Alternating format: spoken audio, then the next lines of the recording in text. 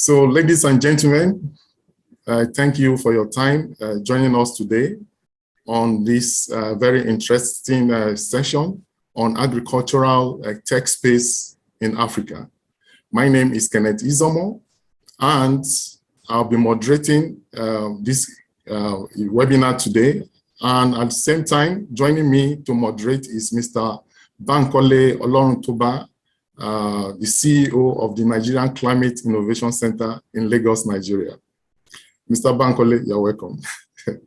And today, we have very esteemed speakers who have joined us from different parts of the world, from UK, from Europe, from Africa, from North Africa, from West Africa, from East Africa, and for us to have a very interesting discussion today and to give some very insightful pathway going forward in Africa.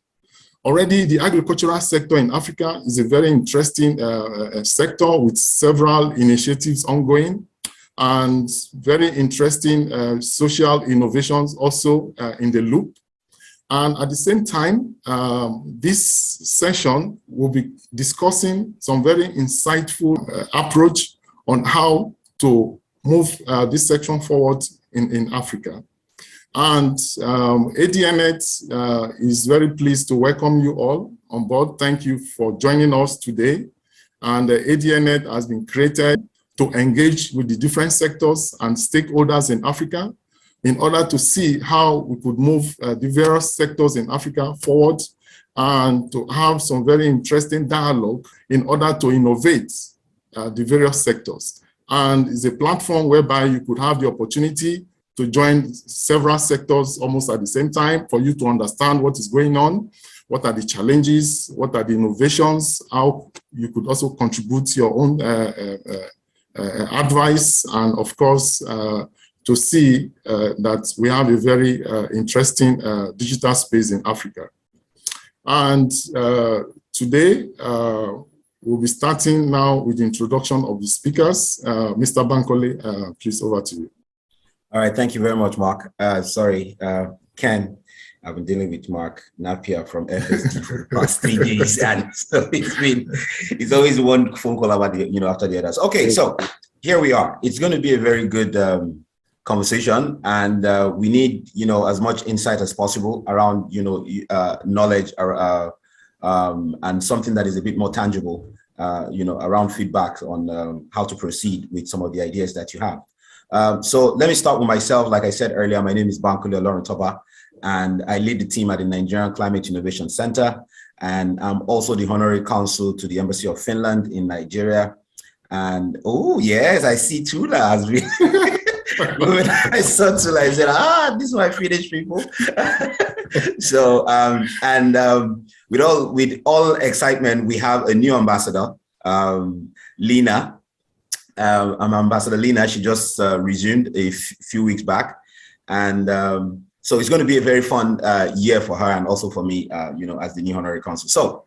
So let's start with ladies first, and definitely I'm going to start with you, Tula. So please, can you give us your introduction and let's know more about you. Thank you, Mr. Bank. Was it right that? Yes. Excellent. Thank you. Okay, so I'm from Finland. My name is Tuula Löyttö. I have a one-woman company, but today I'm not on behalf of my company, but I'm on behalf of Plan for All, which is a Czech association dealing with precision agriculture and multiple data files related to agriculture. So, and of course, Smart AfriHub, which is a platform. So that's my role today. Thank you. Thank you. Thank you very much, Tula. Annette, over to you. Hi to all. My name is Annette Hauterghammer. I'm one of the 3 co-founders of Ibiza. And my role in Ibiza is to be responsible for everything related to insurance and insurance programs. My other 2 colleagues are responsible for satellite data and for actuarial calculations, and I will introduce them later to you.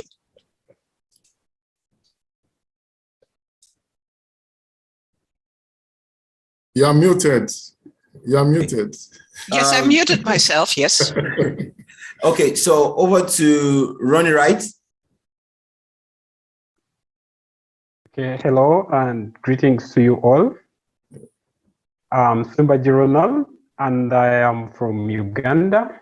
I'm also here on behalf of Plan for All, and that is the Smart AfriHub social space for innovation. I'm also co-founder of Agape Innovations Limited here in Africa, but I'll be more inclined on Smart AfriHub work than anything. Thank you. Thank you so much. And next to you, Ahmed. Yes, hello everybody. I'm Ahmed Bernardi. I'm from Tunisia. I'm responsible of research and innovation activity within Orange Innovation Tunisia, which is a subsidiary of Orange Group. So I am in charge of multiple activities, and I'm here today to share with you my experience and my work around agriculture in Africa. I'm delighted to be here with you. Thank you very much, Ahmed. So we have Vincent, over to you next. Hi, my name is Vincent, and I'm here to represent Agripool. So I function as Agripool's CEO. At Agripool, we're a digital platform that expands farmers' access to market by taking farm produce straight from the farmers to businesses where and when they need them for their business operations. Thank you. Thank you very much, Vincent. I'm sure we have met somewhere, right? Yes, of course. Of course, because the name Agripool keeps ringing in my head for the first time. Okay, and now, yes, Mark, over to you. Yes, good morning, everybody. My name is Mark de Blois. I'm actually, I have a French name, but I'm from the Netherlands. And I'm the CEO and founder of Upande Limited, based in Nairobi, Kenya. Been operational for about 12 years, building a lot of ICT applications in both the water and then more recently in the agricultural space. And basically, we're very passionate about data-driven decisions for our customers. And very excited to be part of this webinar and to get to know some of you as well. We've interacted with some. Looking forward to interacting with everybody. Thank you. All right, thank you so much. Next, we have Aziz. Yes. Good morning, ladies and gentlemen. I'm Aziz Oluwali Said. I'm from Nigeria, and I represent Farm Connect Nigeria. Well, before I do much of introduction, I'm excited to meet Ibisa. I've been studying Ibisa, and I Well, wanted the feeling is mutual. Yeah, I wanted to contact the company and then look at how we can partner.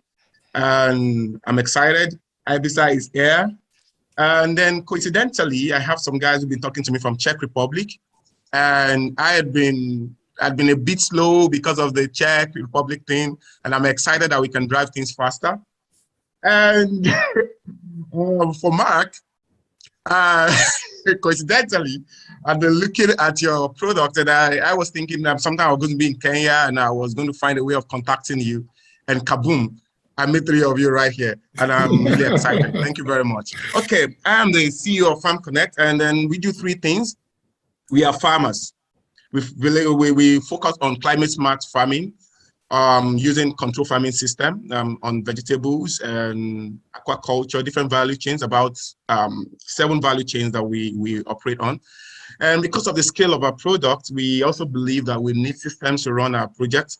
So we set up the first electronic data center, of course, on African soil, with a view to partnering with different IT giants in agriculture to make access to digital solutions for agriculture to become more affordable and readily available for farmers on African soil. And if I could share my screen, I could just have shown you a picture of what the e-center looks like. And then we look towards, maybe during the presentation, I'll be able to say more about it. And Yeah, you do during the presentation. And the final thing, the third dimension of our business is that we sell what we produce. Simple. So, thank you very much, Aziz. And it's good to see that Ken has been the ties that binds everybody today. Yes, thank you very much, Ken. Am I missing anybody? There's someone here with M. No, I think we're okay. Okay, great. So I think the next step now will be that we have about 5 minutes each to sort of, or 5 to 7 minutes each for us to share if we've got slides, but first things first, we want to understand what you think about the topic and how does that relate to, to the kinds of solutions and information that you have. So again, I will start in the same order that we did our introductions so that we can, if you've got a presentation, I think, Ken, you can share co-host rights for everyone. Yeah. So that we can, we can do the slide sharing. Yes. For our presentations, like I said, 5 to 7 minutes, so that we can also be within the scheme of time, and as well, put up a few questions, from everyone who is listening to us. Okay, over to you, Tula. You start first. Really? Should I try to present something? You don't have a presentation. You can just talk about. Yes. Please, I need some more power to share it. Host disabled so far. The scary. Okay, you are not the host now. Okay, let's see what is going to happen. Share this one. Do you see something now? Yes, please. Yes, we do. Yes. Okay. So let's see how this goes.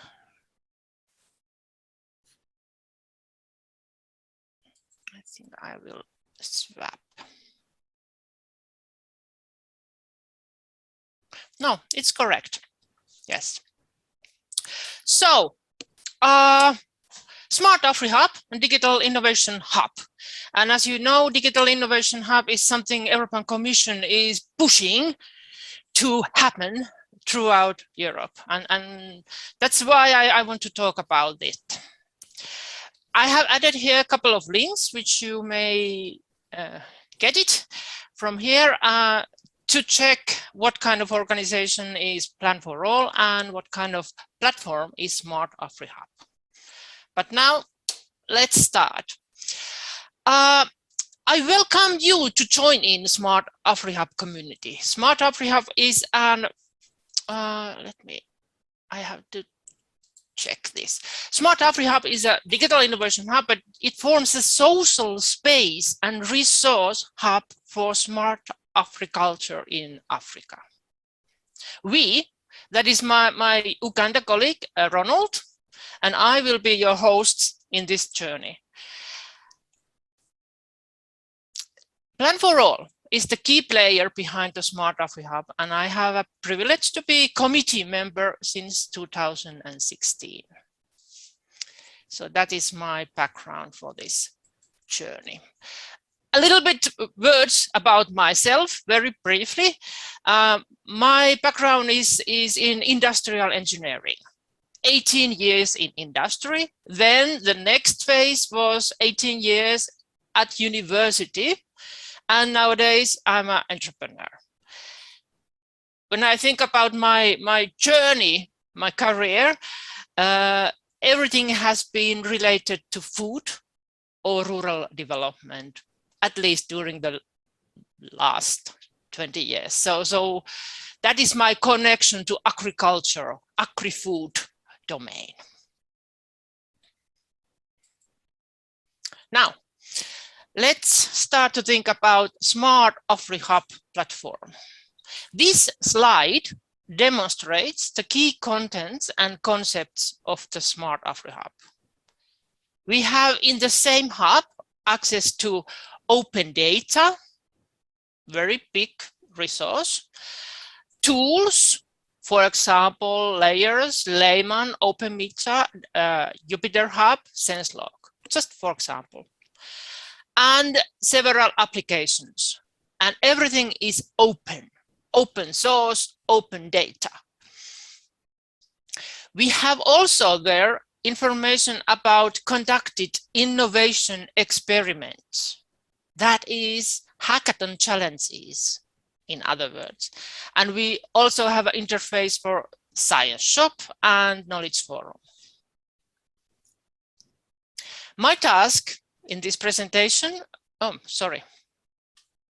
is to give an overview of innovation experiments, because this is something to do with social innovations and learning, education, and social space. My colleague Robert will give you soon an introduction to some technical tools that are available on the hub. So, Plan for All is a non-profit association that runs multiple research and innovation projects, and it is a host organization for Inspire Hackathons. And I'm going to talk about hackathons.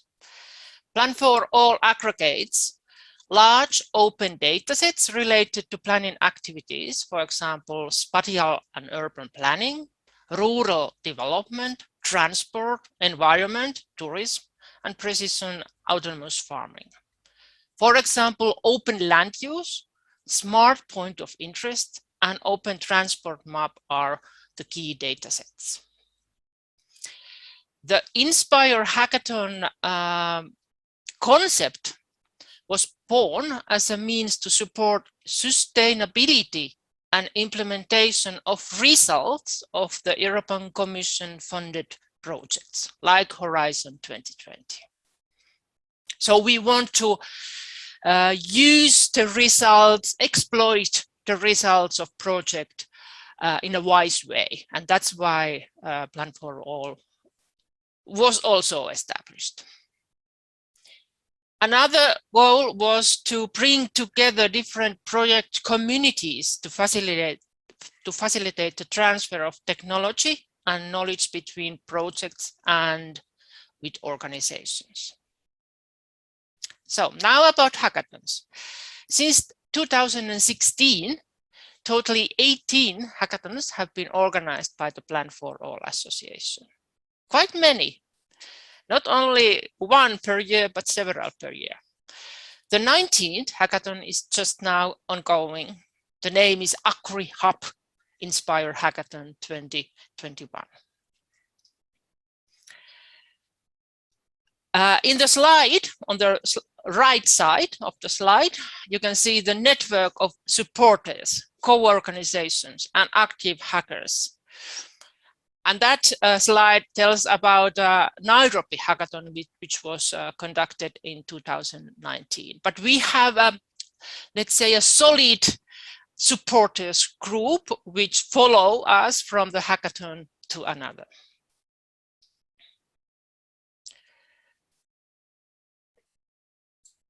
Inspire events, hackathons are open to everyone interested. So they are really open. As the data is open, the hackathons are open also. And during the COVID period, the hackathons have been also virtual. And that makes the accessibility even better. Plan for All has organized totally 2 Inspire hackathons in Africa, dedicated to Africa partners and hackers. Nairobi 2019 and Kampala 2020. The slide shows the network of those supporters and key performance indicators about the hack. And can you imagine how big hackathon that was? More than 2,000 participants from 41 countries, of which 26 from African countries. 9 challenge teams. So it was really nice. Now, something about concepts of Inspire hackathons. The basic idea, which is in the left side, is that we merge science and research, capacity building to practical needs. So we really try to exploit what the science and research can produce in a wise way to the agriculture field. That is our aim. The right side of the slide tells about hackathon process. It's not only an event. I mean, the hackathon is not only an event, it's a process. It's a multi-day, long-lasting process, which means that it has been designed to be effective using the results obtained from previous hackathons. So there is a continuity from one hackathon to another. And it is very well-designed procedure, very structured and standard procedure, whether it is a virtual or face-to-face event. Inspire hackathons last several months. So it's a long process which gives an opportunity to study and learn and build capacity for all participants. Actually, this was all from my side. I will give now the floor to Ronald, actually, because Ronald will continue telling about the tools. So maybe that is the best way now. If Ronald is ready, yes, then I it think would that'll be fine. nice. Ronald, yes. Over to you. Okay, thank you. Thank you. You all see my screen here? Yes, please.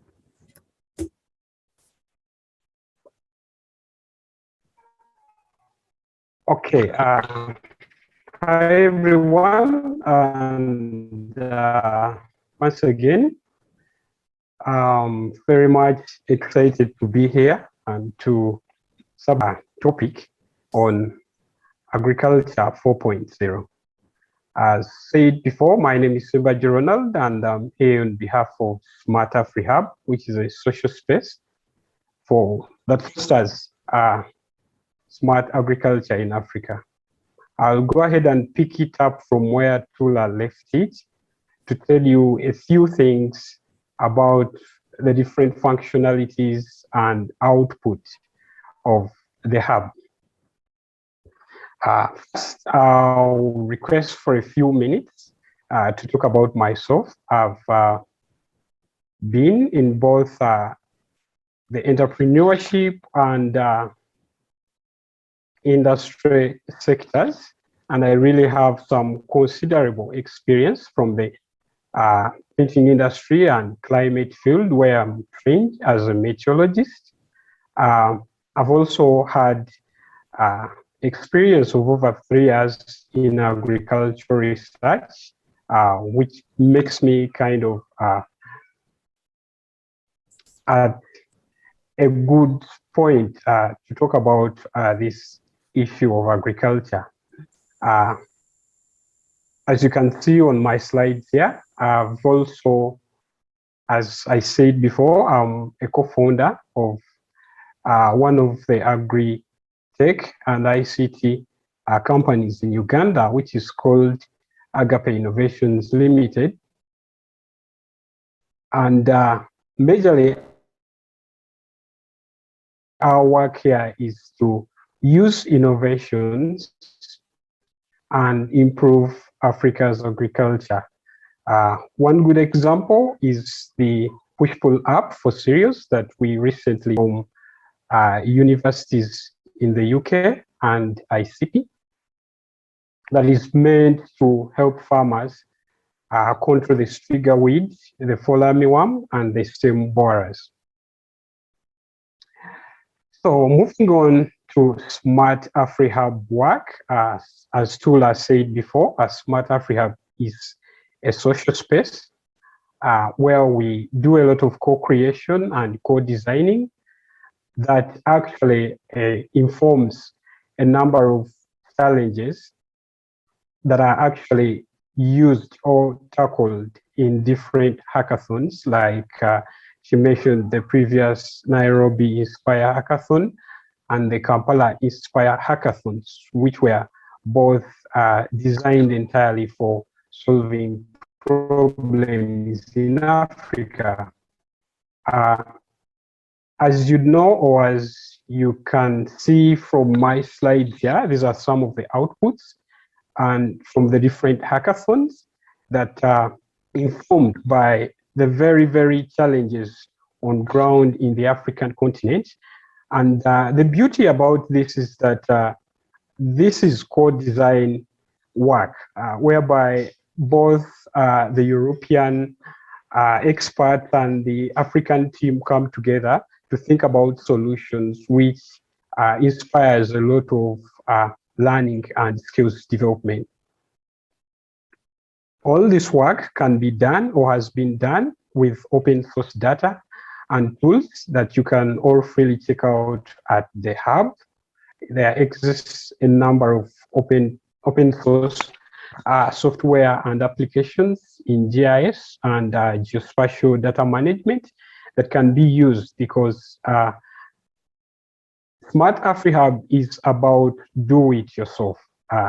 These tools are designed to help anyone that inspires to create, to solve a geospatial problem, to do it themselves. The tools that Tula talked about in our presentations are some of those tools. The GIS plugins and applications are all there free and accessible, including data as well, metadata and high resolution open source geospatial data. This is one of the outputs that is as a result of a lot of a combination of machine learning. That is where the AI comes in here, of Earth observations and existing open source data tools and software to create high resolution maps that can spark decision making at a very, very high level. These tools are freely available and can be accessed anytime. They can really easily be customized and leveraged for high-end applications such as AI applications for drought monitoring, real-time drought monitoring, water quality monitoring, agricultural scheduling, and land use mapping can all easily be achieved from the open source data and tools at the hub.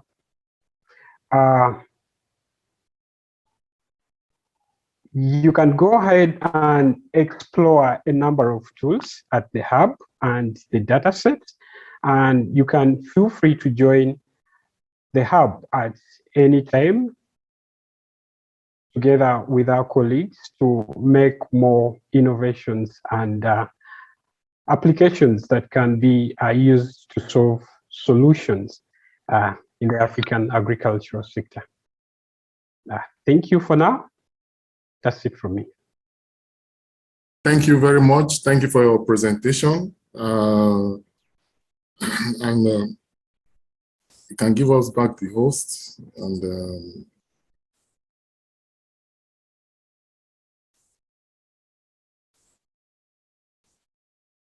all right, thank you. Thank you so much, Tula and Ronald. So we'll go next with Aziz. Aziz, can you do your presentation so that we can learn more about what you do to help us pick up a few more questions? Over to you. Okay, thank you very much, Mr. Bankole. Now make me the host, please. okay.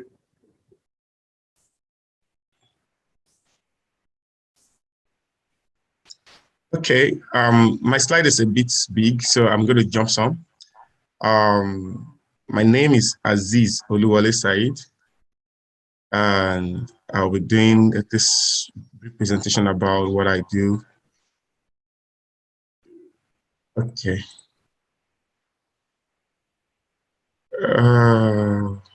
Great. So there it goes. That's me. I lead a team of people working in Farm Connect. We are young guys. into vegetable production. We look towards making sure we play our part in nutrition through what we call agricultural real estate of modern technology and methodologies. We focus on controlled farming systems for the production of vegetables, fruits and leafy vegetables. Then also we have snail farm. So I'll be mentioning that in this presentation. Let's start with the greenhouse. The picture you see here is a picture of our greenhouse. This is one of our farms in Ghana, actually. We utilize this greenhouse. This one's from Netherlands, where we use it to produce tomatoes. We farm the indeterminate variety of tomatoes in it for the local markets at the moment. The model we run, which we call agricultural real estate, is just a kind of system that allows people to come together to do collective farming. We started out with snail in one of the states in the western part of Nigeria, where we use vertical system for farming of snail in partnership with a Cyprus company. So we focused on the Helix aspersa Mueller snail, and that's the farm's area view from the western part of Nigeria. It's 7,000 square meters. It has a ratio of 1 to 20, meaning that these 7,000 square meters would do what would have required 140,000 square meters of land for under normal circumstance. And then that's it. That's me beside it. That's me inside the farm. And that's a 3D drawing of the farm. That's for the snail farm. And this is a machine from Italy for the extraction of slime, which is an export commodity from the slime, from the snail. Then for the greenhouse, the farm is in another state in southwest Nigeria again. It's a 509 hectare farm. Yeah, we do greenhouses. The target is to build 1 million square meters of greenhouses so that we can generate about 120,000 metric tons of vegetables. So this is area picture. This is some of the pictures from the inside of the greenhouses, some of the projects we've done in the past. This is some area picture of the farm. The farm is still growing. This picture was about 3 months ago. And I think we've added almost half of this again to the farm on the other side of the farm. So the farm is growing very fast. Some videos, I wouldn't bore you with the video. So, and then we did some experimentation with insects because we see insects are the future of protein. Maybe while I'm still alive, maybe when I've died, but I know that we may start eating insects at some point in the future. We may embrace insects more, not start. People are eating insects already. So we look at integrated system that allows us to make sure that we have zero waste on the farm. And for me and my team, the way we look at information technology in agriculture is that it should solve 3 major problems. The character problem, which is a critical problem for productivity in agribusiness, and then finance and competence.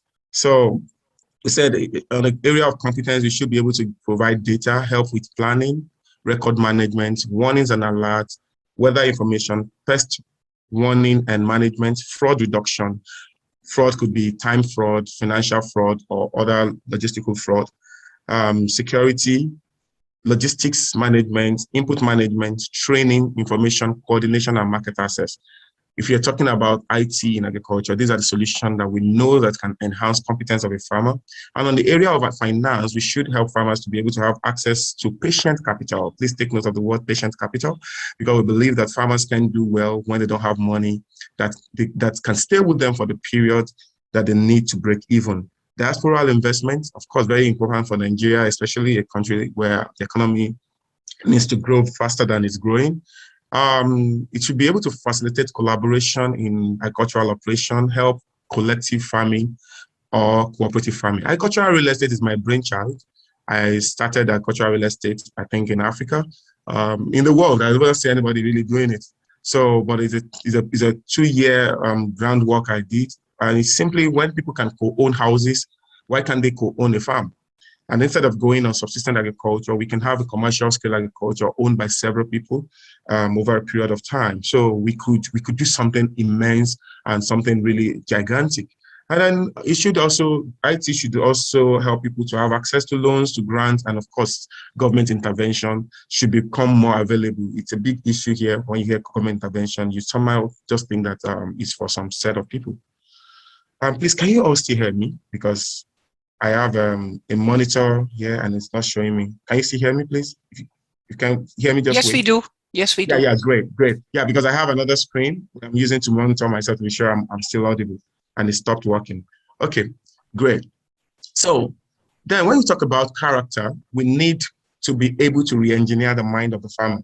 No matter how much investment you make into a farmer who has the wrong mindset, is going to squander it. We need to be able to get information across to them. We need to be able to reorient farmers about their thinking and approach.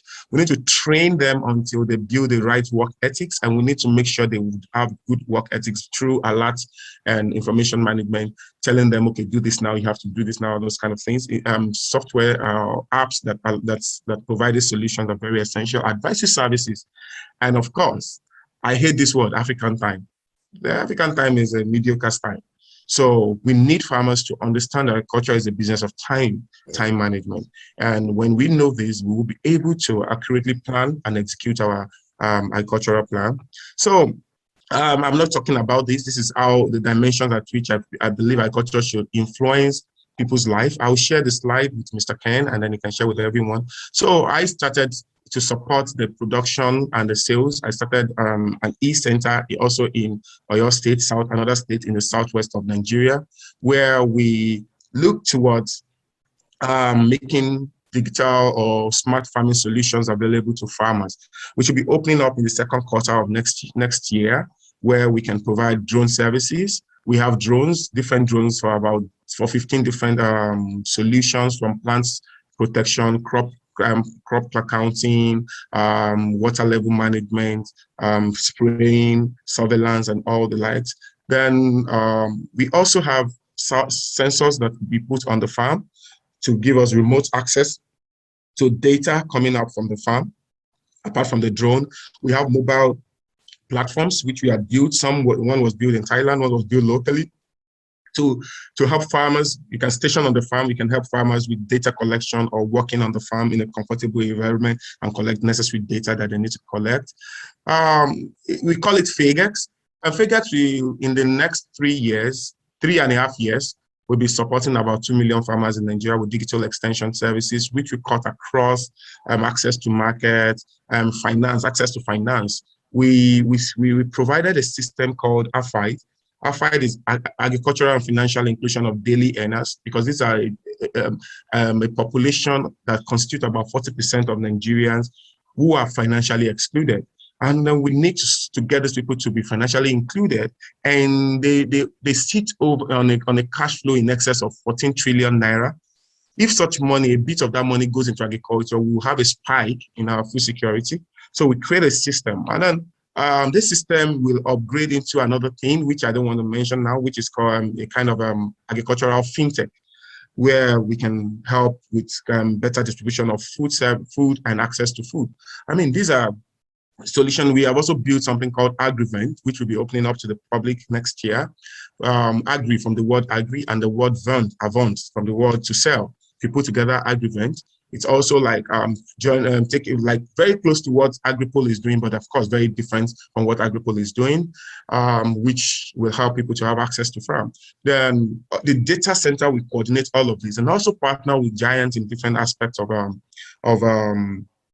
agricultural tech, so that we can work together and then spread this across so many farmers, so that it becomes more accessible. The major challenge farmers have with IT, if I was in a conference 2 days ago, and one of the men attacked me verbally, like, you're talking about IT, do you know how expensive it is and everything? Then I told him something. I said, technology will tap you on the shoulder and say, follow me. And when you say, I'm not following you, he said, okay, no problem. Don't follow me. It will drag you and make sure you bruise. The final slide is that, can we sustain agricultural technology and innovation in Nigeria or even in Africa? I said, it's not a question of sustainability alone. It's a question of necessity. The IT solutions will itself and when it will, oh, something is going over what I'm reading, please. Okay, will sustain itself. And when necessary, it will evolve to a modern form. Please pardon my wrong spelling there. To a modern form. But Africa will not rise through agriculture without deliberate effort to grow the agri-tech space. Thank you very much for your time. That's all I have to say for now. Thank you very much for your introduction. It's very informative.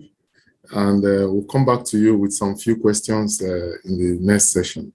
So much, Aziz. It's very good to know that you're doing quite a lot of stuff around this smart agriculture, and I think NCIC is also interested in what you do. So after this, I hope to have a call with you so that we can see how we can explore possibilities a lot further. Okay, great. So next we'll have Annette. Annette, you will go next.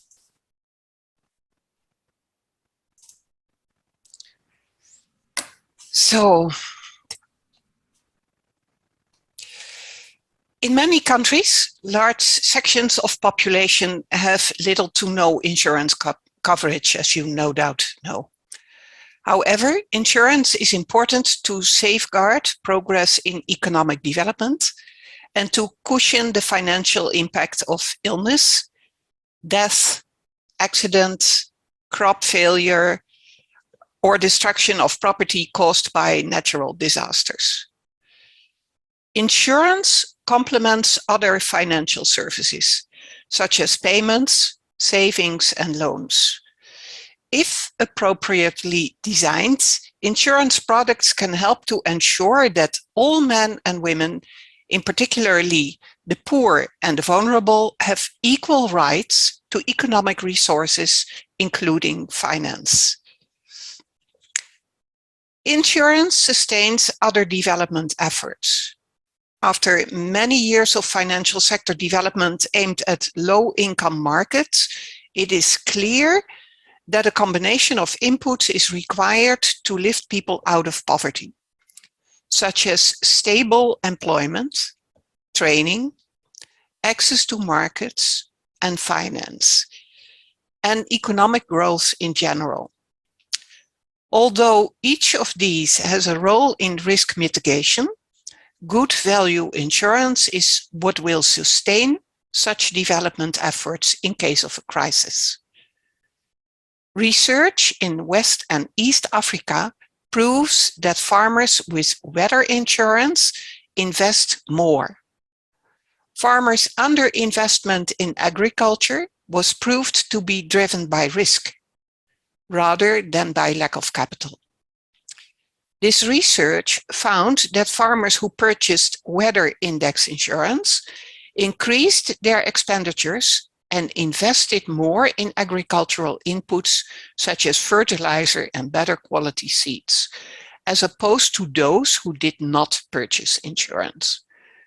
They further found that insured farmers cultivate more land and increase their efforts in preparing this land. Other organizations have recognized the important role that insurance plays in creating lending opportunities for farmers.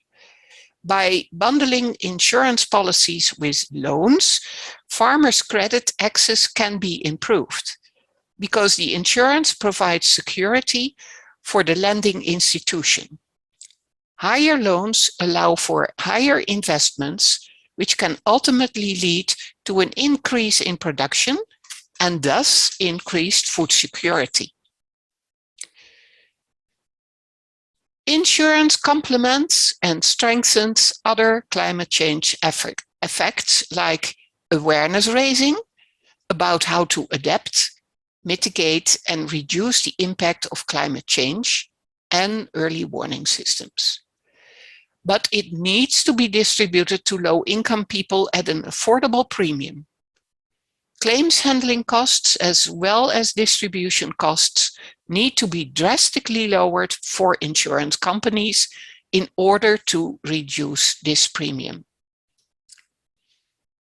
Weather and catastrophe insurance the IBISA way protects farmers but also banks, the food processing industry, as well as governments. Those products are index-based and triggered by a predetermined index based on the level of drought, the volume of rain, the force of a cyclone, and whatever you can think is weather-related. This is how the Ibiza platform looks like. It's based on 3 technological pillars: satellite Earth observation, analytics, machine learning, and blockchain. Our toolbox allows us to design very innovative insurance products, focused on modeling and structuring weather risks using satellite data. We provide our customers, usually insurers and agricultural ecosystem providers, a cloud-based solution for onboarding, policy management, and business intelligence. It integrates the entire value chain in one single platform. And finally, we assess losses using our unique and very innovative remote loss assessment engine that we mix with our machine learning algorithms and citizen-based science. With our innovation in product and distribution models, we, for the first time, dramatically lower costs, enable scalability, transparency, and remove frictions. We are incorporated in 2019, and we are currently present in India, Philippines, and West Africa, with customers and partners across the value chain, and we grow 10 times per season. And as I said in my introduction, I introduce you gladly to our founding team. We have a top-level team with deep industry and technical expertise. Maria is highly experienced in satellite and blockchain technology. Jean-Baptiste is an actuary and data scientist. I know a bit about insurance, and we have a number of employees that come from a technological, IT, or insurance background. Our motto is to be simple and efficient. And if you would like to connect with us, happy to accommodate that. Thank you. So now I should give you back.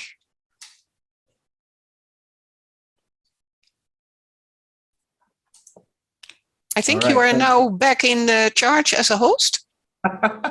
Thank you, Annette. Annette, that was superb. I mean, your presentation was just so simple to understand. And that's the aim about it. Now I know why Aziz is really looking forward to connect with you. So Aziz, you and I think we have to make this connection a lot more. Yeah, exactly. So happy to be there. So Mark, I think you'll be up next. So Omar? I think we can hand over the hosting rights to Mark. To Mark. Where's Mark? Mark Dubois. Here. Over to you, Mark. Are you now the host? Let me confirm. Let me see if I can share my screen. Can you see my screen? Yes, please.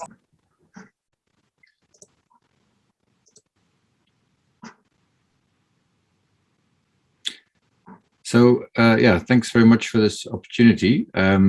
So as mentioned, my name is Mark de Blois. I'm from the Netherlands, but have been based in Kenya for about half of my life. I grew up there and have also in a professional capacity been there for the last 12 or so years. Initially working for Google to develop Google Maps for Sub-Saharan Africa. But from there, I realized that there was a lot of opportunities to provide more services on IT-related systems in Kenya and in Africa as a whole. And I started my own company called Upande, which actually means location and direction in Swahili, which says something about our spatial interests, a lot of GIS work that we've been doing. We have been working a lot also in the water sector, where, of course, digital maps, asset information is also very key. And from that water space, we've really been diversifying into the agricultural space. One, because of the fact that a lot of the technologies that we use, digital systems for tracking assets in the field, apply to both the water space as well as to the agricultural space, but also because we also realize that the water space alone is a tricky business to work in, given that water services are government services usually, and government means governance issues, which is quite hard to deal with if you're running a company and you need to have a good cash flow, and water is a bit of a tricky business in some cases. So basically, we are about smart asset management, and still with links in water, but also with agriculture. So initially, I just prepared a bit more of a talk, but I thought, given that others also have slides, let me just bring out a few slides to give you a better idea of some of the building blocks that we are working with. So of course, a lot of SMEs and agri-water businesses don't have a lot of complete digital records and actionable live data on which to operate. And as a result, that lack of digital records, of course, has a big impact on operational losses. But it also means that, getting loans can also be tricky. Because maybe the companies have annual accounts, but let's say the health of their operations, their cash flow, and things like that might not be very easily accessible to others. And basically, we see a big opportunity for data-driven asset management systems using affordable applications, IT systems that have been tailored also for the African market, and that are within range of our customers. So what is it that we are about? It's about simple, smart, affordable, data-driven asset management. So that means allowing our customers to monitor their operations 24/7, 365 from anywhere in the world. And how do we do that? It's by having both digital records of all of their operations. So it could be tracking all of the bookkeeping accounts, but also their stock, and linking that now actually to their production environment, so that it's also clear for the customers where the profitability is, where the challenges lie, so that they have actionable data in which to steer their operations, not just at the end of the year, but throughout the process. And we do enable our customers to also link that operational data with sensor-based data, using IoT, Internet of Things, using radio communication to be able to get live data from the furthest corners of the operations, and having that complement the numbers, the production metrics, in order to better see whether things are optimal, where small tweaks perhaps can be made, knowing that ultimately having your production environment, having the plants or your fish, be in as most optimal conditions as possible, your yield is going to be higher, the resistance against diseases is going to be better, and ultimately that will translate to more economic growth for our customers. So as I mentioned, we do that through a combination of software and sensors. Software being a cloud-based application on a subscription basis that optionally can be linked with sensors such as the one in this picture here, which is a water level sensor. But there are a great number of sensors that can be relevant depending on the type of customer that we have. Other examples could be temperature, soil moisture, pH, conductivity, and especially in new types of farming systems like hydroponics and aquaponics, which we see also coming up. There is increased need to really be on top of the live metrics, making sure that conditions are optimal, and getting early warnings, alerts if any of the thresholds have been triggered to avoid, of course, things heading in the wrong direction. So as I mentioned already before, the software itself basically is an ERP system that has the modules that you would expect there. So our target customers are really the SMEs, the agribusinesses, the utilities, to have digital records that everybody in their organization can work with on accounts, on sales, procurement, asset management, CRM, stock, even e-commerce is there that we can actually support. And live integration with sensors, which is an optional add-on. Within the ERP, we also have specific apps that we are developing or that we support from the framework that we use, such as crop cycles, so that the operational data can be broken up into fields, into greenhouses, so that it is clear throughout the operations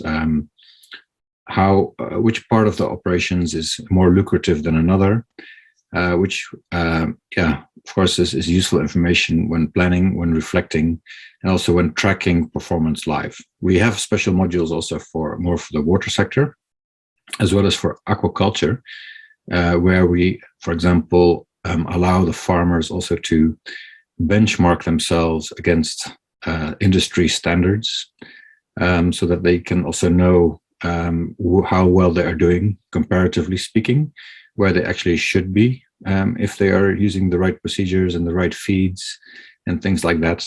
And this is something that, we see being having a huge potential with, of course, new forms of farming, more intense fish farming happening around the cities, but also hydroponics, where cities need an ever-increasing amount of fresh vegetables that need to be produced close by. There's a good opportunity for even for areas that are have infertile soils or perhaps rocky areas where new forms of farming in an Africanized context can also be deployed.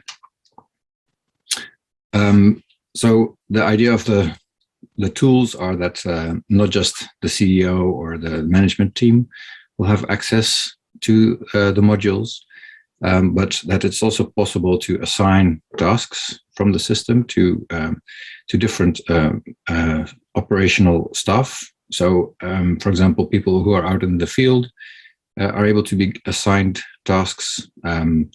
People can write their hours and their time also and have accountability from the field, so that everybody is tapping into one system.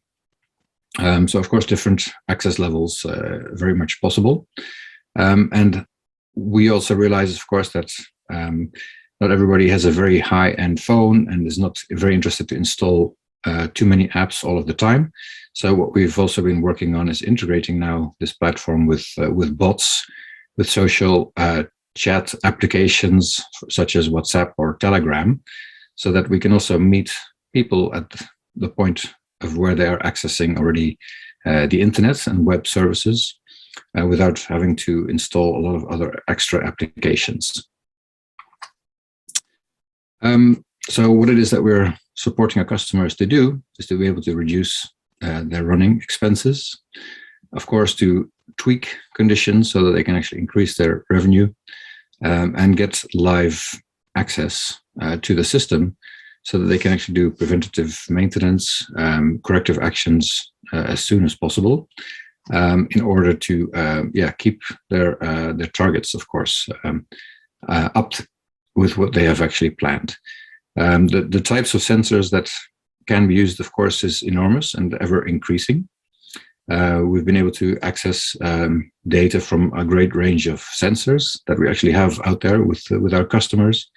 I already mentioned the temperature, humidity, pH, conductivity, also photosynthetic active radiation, which is also very useful for when it comes to now seeing, okay, are the varieties that I'm growing here suitable for this environment? Is the type of netting that I'm using or plastic cover suitable for the kind of production that you are actually looking to do, which of course, yeah, allows our customers to make a lot better decisions in terms of seed variety and plants and also material infrastructure. We have also been deploying our sensors on mobile trucks as well, because in the end, of course, storing and transporting the goods from the farm all the way to export has big implications in terms of quality. So having accountability throughout that journey is something that we see increasingly stakeholders demanding. If the flowers are failing, let's say in Europe, of course, people are going to look back to see where in the value chain has that gone wrong, and who can that claim be brought to. And ultimately, it comes down to quite often the temperature during the handling. So this is something that we are able to monitor with our technology. So the way we're positioning it is that we have an affordable ERP with low starting costs. It can be as low as $50 a month, with many users in the organization possible. Of course, we want to tie it to service level agreements, because we also realize that technology requires good training, it requires good support, and being able to call on somebody, a virtual assistant, right away will mean people will not get stuck, will not get discouraged, and will not stop using the product, but will become power users, will be asking for new features, for new integrations with sensors, and that's the ecosystem that we're looking to build. And therefore, we want to also participate in initiatives like this to see how can we also work together with other partners in the value chains and see where connections can best be made to make this ecosystem really work. These are some of our customers that we are serving right now.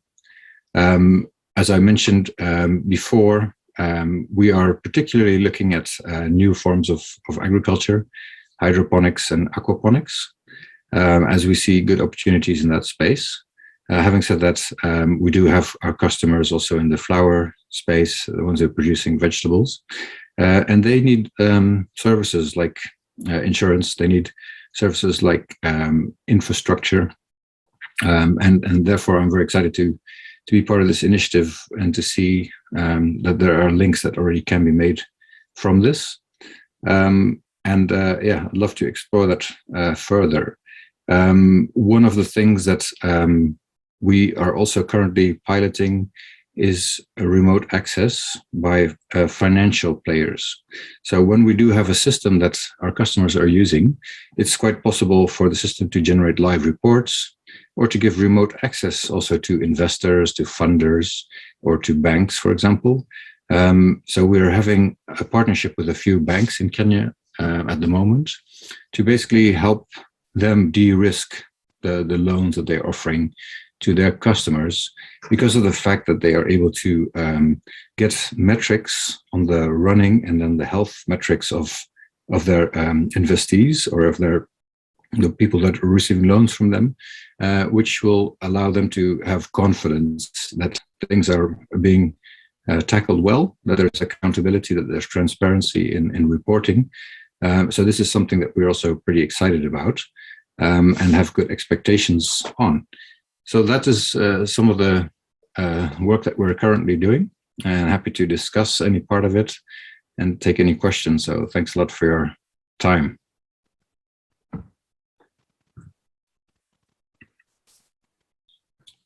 Thank you so much, Mark. That was quite interesting, especially the remote monitoring of assets at any point in time and anywhere in the world. We'll come back to you with some few questions.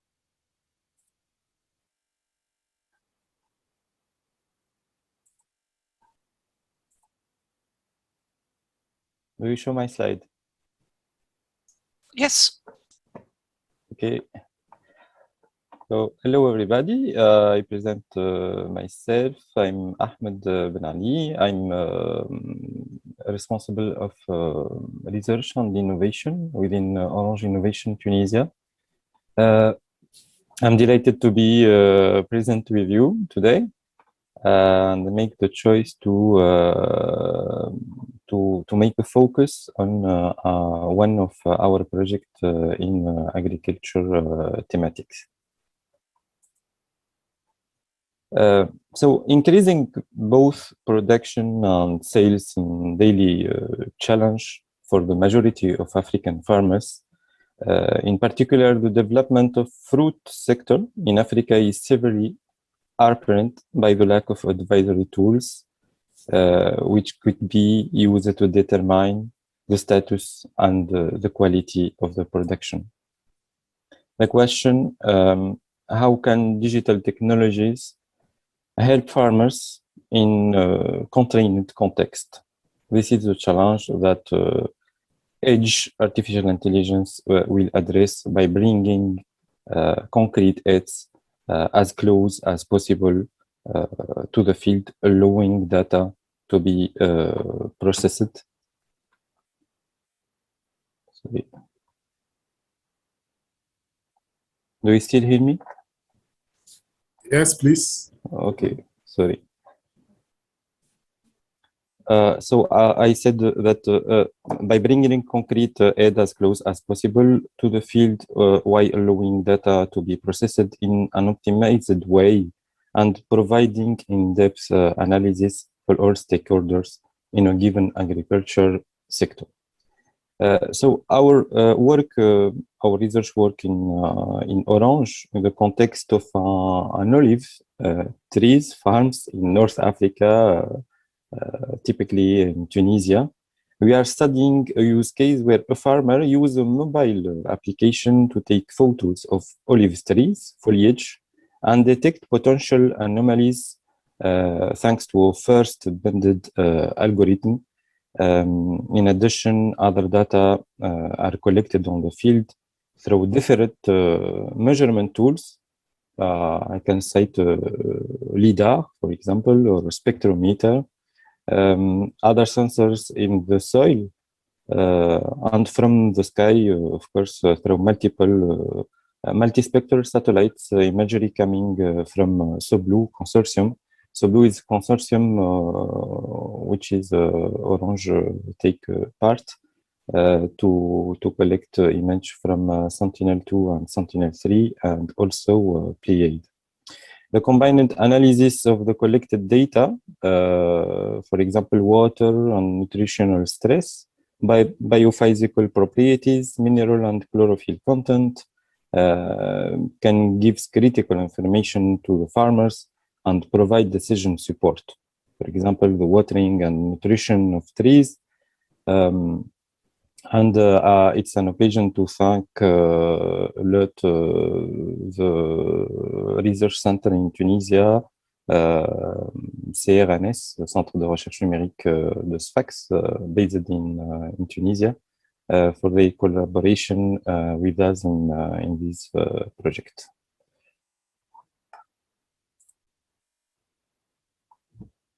As you can see on the slide, the data spectrum is quite wide. We use simulated data, smartphone image, satellite image, measurement by sensor and cadastral information too. The dataset is injected into several deep neural networks with different complexities for training, stain detection, identification of biophysical properties, and finally anomalies.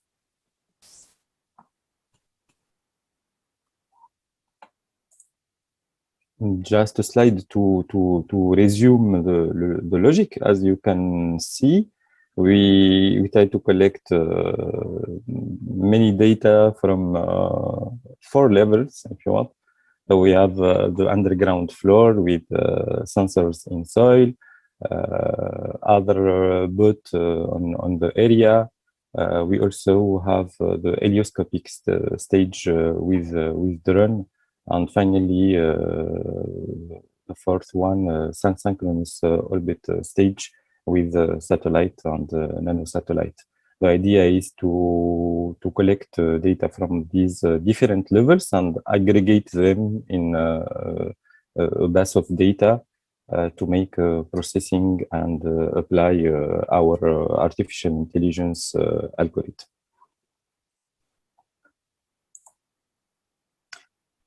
I present here some example of a result of AI processing on satellite image and photos taken in the field. For example, you can see the leaf density, the water content, the chlorophyll content, and after that we can also make a tree clipping from image satellite, and finally fruit detection based on image taken by smartphone in the field. The next slide, the challenge, I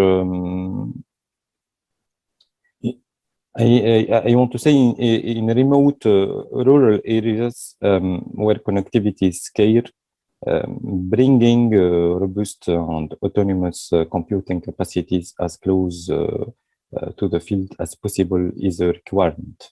Those algorithms can run and provide users with immediate information and results with the dependence on the connectivity nor the cloud. Combining these results with the centrally processed data, typically coming from satellite observation, gives more relevance and accuracy to the data generated on the field and provides users with additional contextual information and various scale of analysis.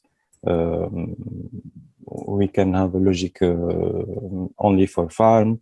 We can be more ambitious to talk about local and regional site. I think it gives enough details. If I ask open question, perhaps talk about some impact. The ambition of the research project is to show how distributed and embedded AI can be used to improve the production and management of an agriculture chain in Africa, and the impact expected include better management of the fields and control of the production with an optimized use of inputs for a more sustainability agriculture. And the second time, we can directly increase the turnover for producer. And finally, I can say that at the sector level, more transparency and fluidity in exchange between stakeholders of agriculture in agricultural value chain. It's okay for me. Thank you for your attention.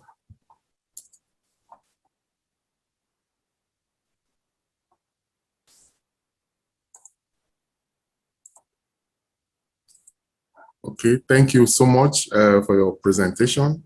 This is quite interesting to see what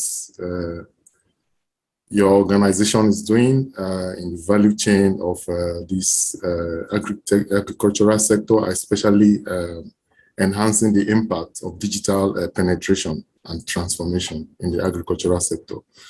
Definitely, we'll have some questions for you, and we look forward to our discussion session. And the next speaker, Vincent, please, you can come online. All right, I'm here. Okay.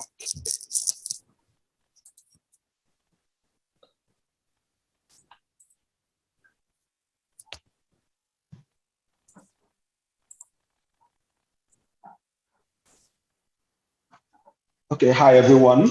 My name is Vincent. I'll be here talking about what we do at Agripo and how we do it and why we do it too. So for us at Agripo, one of the major reasons we started doing what we do is the problem of food waste and post-harvest loss. So it's important for us to know that about 60% of all food cultivated in the African continent is lost to post-harvest loss. Now we're talking about enough food to feed over 300 million hungry people in the continent. And this costs farmers billions of dollars in annual revenue. Not only does this perpetuate the cycle of poverty among smallholder farmers especially, it also damages our climate because rotting food produces methane, a greenhouse gas that's 32 times more potent than carbon dioxide. So, so this is an example of this is what a smallholder farmer, a typical smallholder farmer in Nigeria and Africa looks like. So this is a smallholder farmer in Kaduna State, someone we would like to call Kadirat. So this woman, you can imagine the amount of stress and effort she puts into making sure there's food on the table for herself and her child, only to watch all that food rot away before her eyes because she can't find buyers early enough for her produce. So now for this kind of people, we are very much concerned about providing them a platform that will make sure that even from the comfort of their farms in Zamfara State or in Kaduna State, for example, they'll be able to sell directly to buyers anywhere in the part of the country, in any part of the country, regardless of where that buyer is. So how you can see what the problem looks like: poor access to market, inefficient transportation of farm produce. For perishable farm produce like tomatoes, the loss to the produce happens mostly during transportation. You can see here how this is being transported from one point of the city to another. So before this gets to the point where people want to sell or people want to use it, a huge chunk of this produce being transported would have gone to waste, would have been rendered unusable. So, but then it's also important for us to note that in spite of this huge waste, bulk buyers of farm produce, like hotels, eateries, and food processors who need this produce for their business operations, do not get this or are not able to get this produce where and when they need them. This is highlighting how broken the supply chain, not only in Nigeria, but in the whole of Africa, in most places in Africa is. How are we solving this problem? We built in 2019, we launched this platform, agripool.com, that is a digital platform that connects farmers to buyers. So farmers just visit the platform, list the produce they have available to sell, and are able to sell to any buyer in any part of the country, regardless of where they are. So what the farmer just needs to do is to do the listing. We have partnerships that handle stuff like quality control and also efficient transportation of the produce from one state of Nigeria to another. Because currently we are only operating in Nigeria at the moment. So I've already explained how it works. So primary food production in Nigeria is, according to the US Department of Commerce, primary food production in Nigeria is worth about $15 billion. Now you can see a huge market there, and imagine that 60% of this $15 billion is going to waste. So there's a lot of money being left on the table, meaning that a lot of people are starving while a lot of food is going to waste. So this disconnect is what we set out to solve. We have made some progress in the 2 years we have been around. We've helped farmers sell about 110 kilograms of farm produce. We've onboarded about 600 farmers and have access to thousands more. We have about $100,000 in sales revenue, and we've acquired some very important partnerships too. Now, this is very important towards the vision for the future. So internet penetration in Nigeria is still hovers around 50%. So we know that if we remain a digital-only platform, we are not able to reach the people who need this most.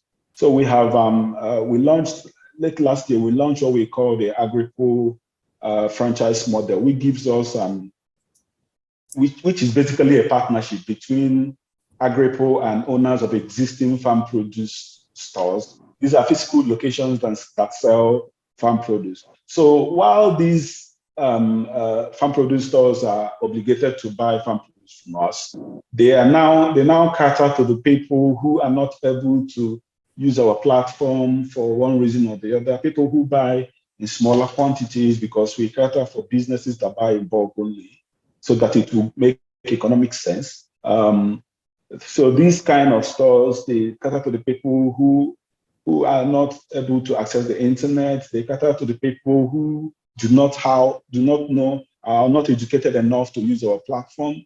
They cater to the people who buy in lower quantities. So while these people walk into these stores and get whatever it is they want, these stores restock directly from our platform, meaning that for these stores, they give us something we call predictable demand for our farmers' produce. So we are able to tell how much of our farmers' produce these stores are going to be needing over a period of time, over a period of a month, 6 months, a year, right?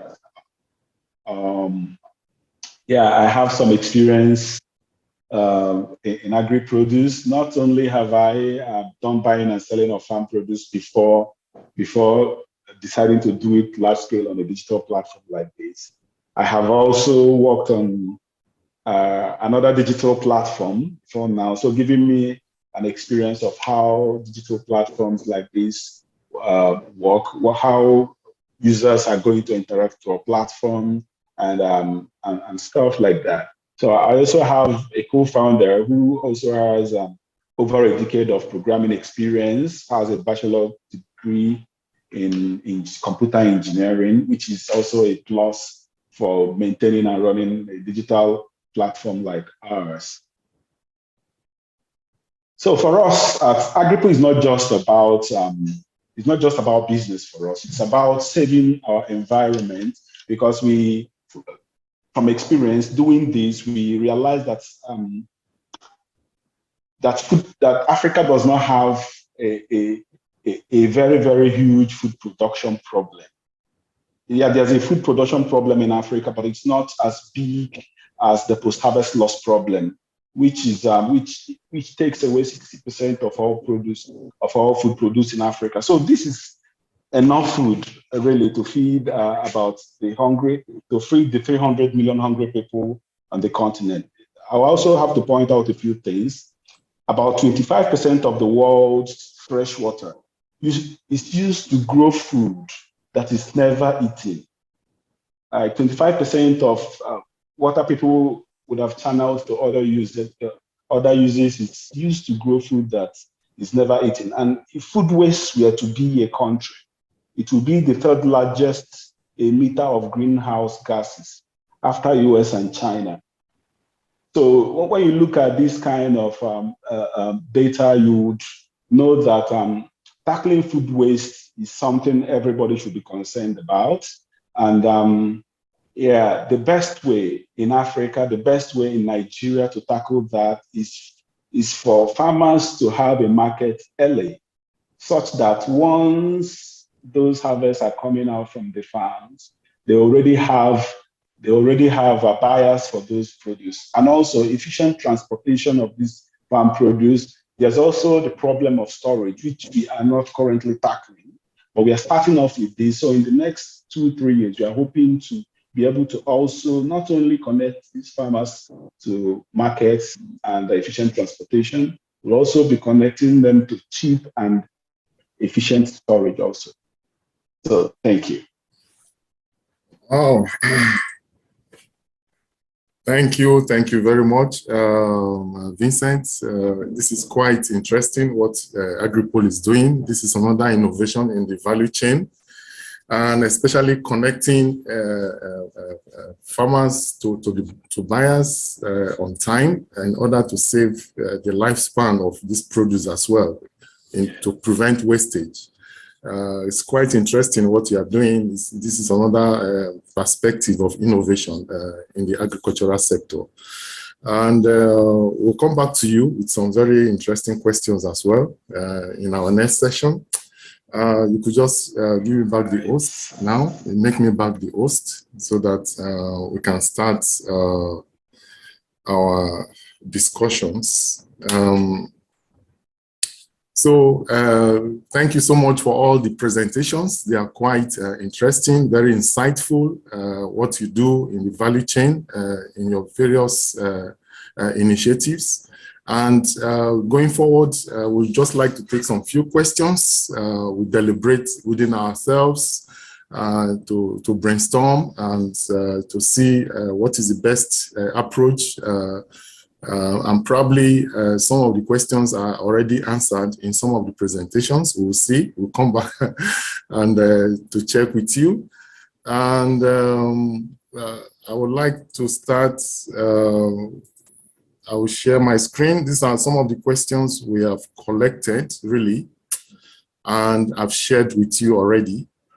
And starting with the first one, can we realistically measure progress in Africa on the deployment of digital enabling technovation in the value chain of the agricultural sector, such as farm to fork and support services, with the target to reduce environmental and climate impact of primary productions, ensuring fair economic returns for farmers?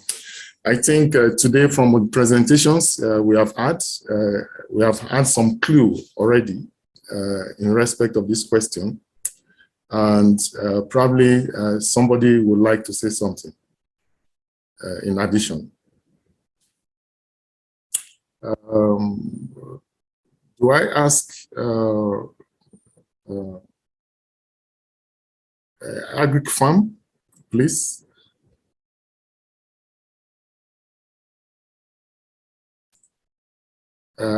Tula, please. Okay. Yes. I can start. Yes, yes. When I read this question or chapter, I start to think about biodiversity. Yeah. I start to think carbon farming, climate change, and how agriculture impacts on climate change and carbon production overall. And there is a huge challenge for whole world in this case. And when we think about, let's go to the agriculture side, when we think about pesticides and biodiversity, it's a huge problem in Europe at the moment. I have no clue if it's a problem in Africa, pesticides connected to biodiversity and bees, for example. But we are now trying in Europe, in Finland, to change the habits from efficient agriculture back to organic agriculture. Because of the nature, because of the biodiversity is getting in a bad shape, and we need to build sustainability again, sort of. So that is what I'm thinking when I read this. Yes, really, and from all the presentations we have had from Mark as well, the asset management. And what Vincent also presented in order to reduce waste in the farm to customers, and what Aziz is actually doing, I see some kind of relevance really in all your presentations, and all are kind of trying to address these questions really. And I think we are actually in the right direction. Because this question was actually defined based on several other 4 questions we received, and we tried to fuse it into a single question. And I can see we're actually making progress, really. And if somebody has something else to say, I don't know, in support of this, yeah. Well, I just want to make one remark. Being able to farm in an environmental friendly way means that you need to have, well, hope for your farm. And people without hope of having good yield, good result for their product on the market, don't care about the environment. So I think before we start to make beautiful, well, whatever ideas about how to reduce climate impact and how to create more sustainability, we should start to give people hope. And when they know that their produce is secured and safe, they will start investing more and they will reduce their pesticides and all those other things. Okay, thank you. And Mark, you have something in support of this? Yeah, I can fully resonate with what has been mentioned. And I think, giving hope means also giving access to information, also seeing what kind of expenses have you made, maybe compared to others in the sector. And that's where we see benchmarking is also key. I think the cost of fertilizer is also a huge problem. So fertilizers, of course, pesticides, are often overused and not always correctly applied in the first place. In Kenya, we see that they are also managed by a lot of cartels. So people are using the wrong produce, too much of those goods, which is really breaking also their business model. And people actually are starting to get into a space where they don't feel like eating their own produce because they know it's not sound. And that's a trend that we see happening. So there is starting to, we're starting to see awareness that organic is necessary, that you are what you eat. But of course, not everybody can afford maybe that premium product.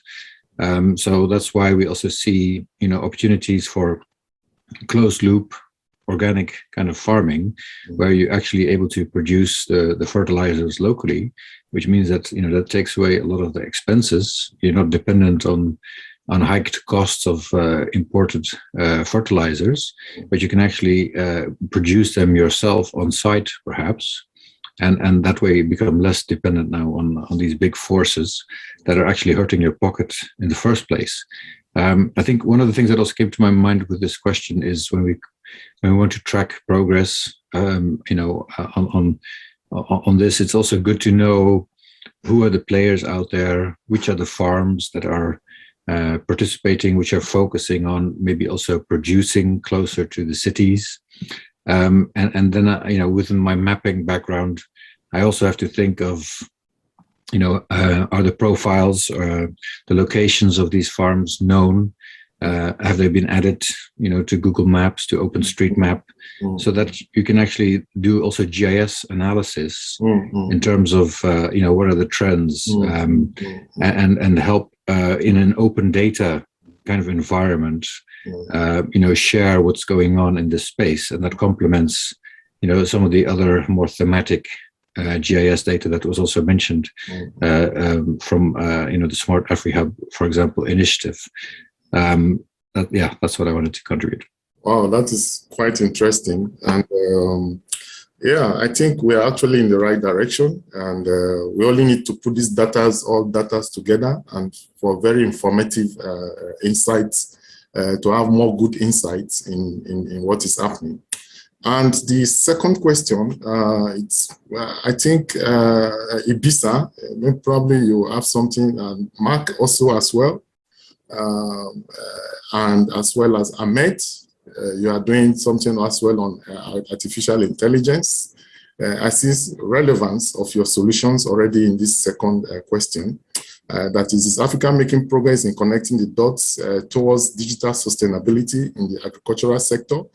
I could see some sight of what this question is all about in your presentations already. Ibisa, you presented something on insurance as well. Probably you want to say something on this. Yeah, I want to say something. On the one hand, it's digital insurance is taking up well and meeting a lot of interest amongst farmers that are, well, maybe not even so clever about technology at all, but they do see the benefit. It takes up well amongst their aggregators, their cooperatives, their seed providers, the communities they are part of. However, and I don't want to sound negative, but it doesn't take up well with the regulators, the supervisors that give the license to insure in the countries. And if there is not a license to have a parametric product, it's not able to implement. And we have experienced that in West Africa, and it is definitely slowing us down. And that's really an issue. If regulators, well, are slow in adapting to new technologies. And that is that is a very important concern you have raised, because as the African Digital Leadership Network, we also try as much as possible to engage with the policymakers to make them understand what is happening also in the tech applications in some of these sectors, and the necessary support they also need to have. So in our program next year, which is called the AmphliFACE Africa, we intend to involve policy makers as well in our programs. And that program summary will be communicated also to you all at the end of this meeting. And again, our third question, examples of identifying current state of digital innovations, shaping potentials. I think this is already answered from all our presentations. They are very interesting solutions you are providing. From asset management to AI technology and all that. And maybe Ahmed, you want to say something on the AI technology as well. Ahmed, please.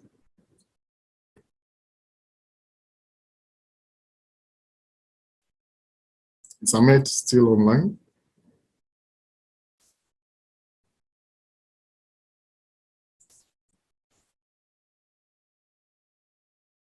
I'm not sure. And we'll take the fourth question going forward, and in the context of the African Continental Free Trade Area agreements and associated inter-country mobility. Is Africa ready for agri-digital trade?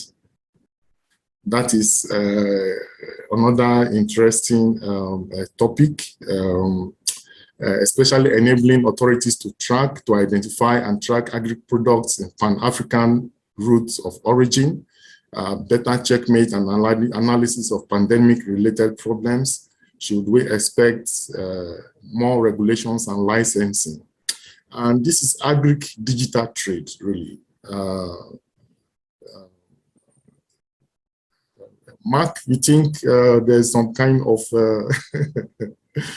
with what you do now, in terms of tracking, management, and stuff like that, can this be extended to the trade environment as well? Yeah, absolutely. I think, let's say when organic farming is to be able to take off, one has to be able to know whether the farmer is actually, certified and able to produce in that method. And of course, it's very easy to say, yes, we're organic, because you are trying to use as little pesticides as possible. But, is it little or is it nothing, right? So I think there is very strong need for regulation and for certification in that sense.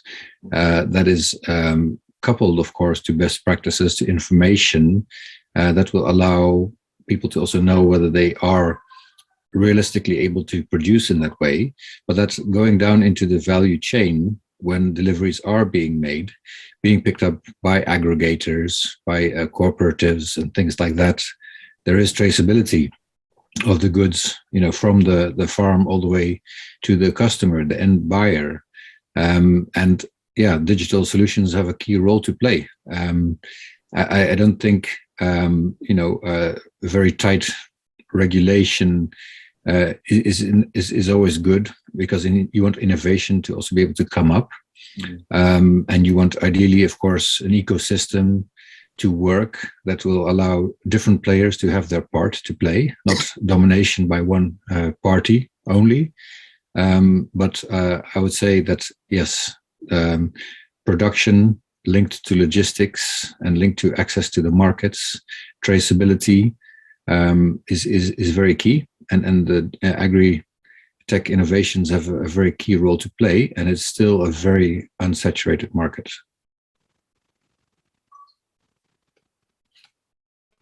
And does this apply to inter-country trade as well? Between countries to countries in Africa? I would say so. I mean, of course, many African countries, there are very few borders, of course. They're not border posts everywhere. So there's a lot of trading going on anyways. And quite often, let's say if we look at some of the Kenyan borders, the borders are artificially drawn, so to say. There's communities who live across the border. So there's just a lot of trade going on anyways. And of course, new technologies like blockchain and crypto, potentially have the possibility to make trading also easier across currencies. Having smart contracts, maybe getting paid for services that you offer across boundaries, is very a welcome contribution to help boost trade. Yeah, and thank you for that information. Vincent, from Sorry, I would like to have a comment on the previous one. Yes, please. In Europe, partly because of the European Commission is pushing, short supply chain is something we are talking a lot. Because it's something different we face today. Today, the supply chain may be very, very long, including many operators, retailers, sellers, industry.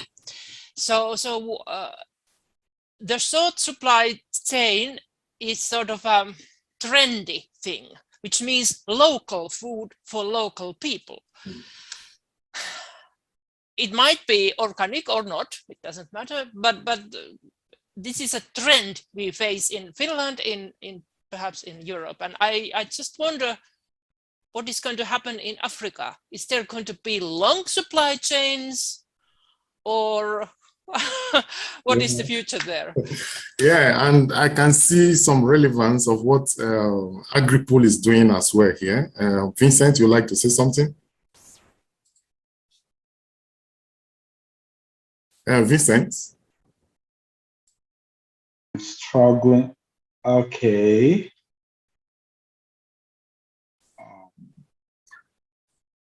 Sorry, I missed. Yeah, in the context of digital, agri-digital trade, what do you think? What do you see the relevance of digital innovations here? So I believe digital innovations like ours is just like taking farm produce trade to the next level. Because so far we have been, like I served somewhere in Zamfara State. There's somewhere in Zurumi where I did my NYSC 10 years ago. It's called it's a local government area in Zurumi. So you can imagine that what we are currently doing now, we have not gone to Zurumi, but we already have smallholder farmers from that small farming community in Zurumi on the platform. And through our platform, we've already helped them. That small farming community that was restricted to just the local farm around in the community. That means if they, as far back as 2010, if they didn't sell in that market, they're not going to sell anywhere else. So right now, what we are doing is we're empowering them. We have some of their produce on the platform, and they are able to sell to people as far away as Lagos from within Zurumi without leaving. So without platforms like ours, this is not going to be possible. So what the practice was that people from other parts of Zamfara State and from Kaduna go to that market and price down those farmers. Sometimes they sell at a loss, because if they do not sell to these people, they're not going to sell anywhere else. So what now happens is that we are bringing down the barriers placed on the sale of farm produce by these physical locations, meaning that they do not have to bother so much about selling to those people again if the price is not right. So they put their produce on our platform with their own prices and still sell at their own prices. So not only are we helping them sell more, we are also working towards making sure that they are not engaged in that web of poverty that have plagued them generation after generation. So yes, we think digital platforms like ours is the future, and that is exactly why we are doing what we're doing. Thank you very much. Thank you. And I see that from your solution could also support the supply chain as well. Okay. Yes. So for that, because we know logistics is a huge business, we have third-party logistics partners for that. For Abuja, for example, intra-city, inside the city of Abuja, we have a logistics partner that handles that. Then from state to state, we have another logistics partner that handles that. So it's not our solution for logistics is not something we developed on our own. We had to find partners for that, because we know it's a separate business on its own, so it doesn't distract us from what we are doing. And these guys have the right equipment. They have the right equipment. They have cold trucks that transport perishables from one state to another. They have the right kind of equipment, the right kind of vehicles for transporting agricultural produce. So yes, this is something we can't afford at this stage of our growth. Even when we get to the point where we can afford them, we can channel those resources into solving other problems, like making sure we give the farmers the right inputs and other things like that, instead of spending them on buying transportation equipment. Thank you very much. This is quite interesting as well. And would we all agree that digital impact on job creation, is it increasing? Or because when I received these questions, I was also asking myself, is it going to create more job possibilities or reducing job possibilities? Yeah. Yes, please. Mark, please. Yes, thanks very much. I think that's a great question. I think, let's say, when it comes to innovation and bringing technologies, even, let's say, robots and things like that, like you see how farming is happening in other parts of the world, I don't see that taking off very soon in, let's say, in Kenya. Also because of the fact that the issues on the ground are very different. So you need different setups locally adjusted. And that means workforce is needed to also be able to adopt these new forms of agriculture. And they come with more technology. They come with a software side usually. And that means more training is required for smarter kind of farmers. And that's going to create jobs. The farm that I mentioned that we are involved with outside of Nairobi, producing lettuces for Carrefour organically, using aquaponics. It's also being powered by disadvantaged youth, actually. Some of them actually are people from the streets and from ex-convicts as well, that have been trained to become farmers, but also now to become smart farmers. And that's actually I think an increased opportunity, because farming for a lot of people, for a lot of youth, it's not necessarily very attractive, right? Because people will easily associate it with, a hoe and having to plow a field and to toil and sweat out there in very strenuous conditions. But when new technology and smarter kind of farming becomes possible, it actually changes the perspective of a lot of youth, and it becomes aspirational. And I think farming can become sexy, and that's actually what I think Africa needs, and therefore it's going to require new training programs for a lot of youth to actually want to aspire and to become champions in this area, and to show off how well they're doing, how well they're running their ventures, that they're able to set up themselves. So I think this is only going to create jobs, and that's what we're there to help see happen. Okay. And Vincent, you want to say something?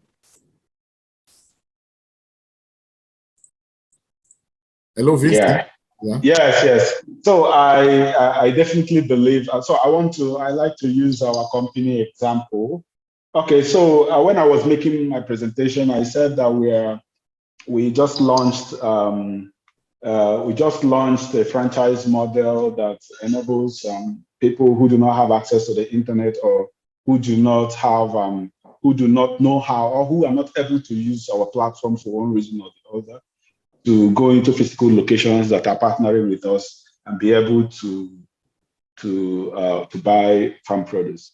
So the first of that store was launched in Gwagwalada late last year, and then it was launched from scratch. So why I'm saying this is about the opportunities that platforms like ours provide. So because of the partnership we offered, someone who wasn't into this business before that opened up that store in Gwagwalada, Abuja here, just to partner with us. And by next year, we are hoping that we'll have those kind of shops, farm produce stores around the country. So many of them are going to be starting from scratch, and that's like a lot of job opportunities. For us at Agripo, we also have agents around the country, and these are people who were not in this business before now. So we are digital platforms like ours. So the digital platform is just the consumer or user-facing side. But at the back, there are lots of job opportunities being created. There are lots of things being done to put young people into jobs, and not just only jobs, but jobs that they benefit from. So yes, we believe that digital platforms like ours, that new technology in agriculture is not sending jobs away, or it's not taking jobs away. Okay. Rather, they're creating jobs. Okay, thank you. And Annette, you want to say something as well?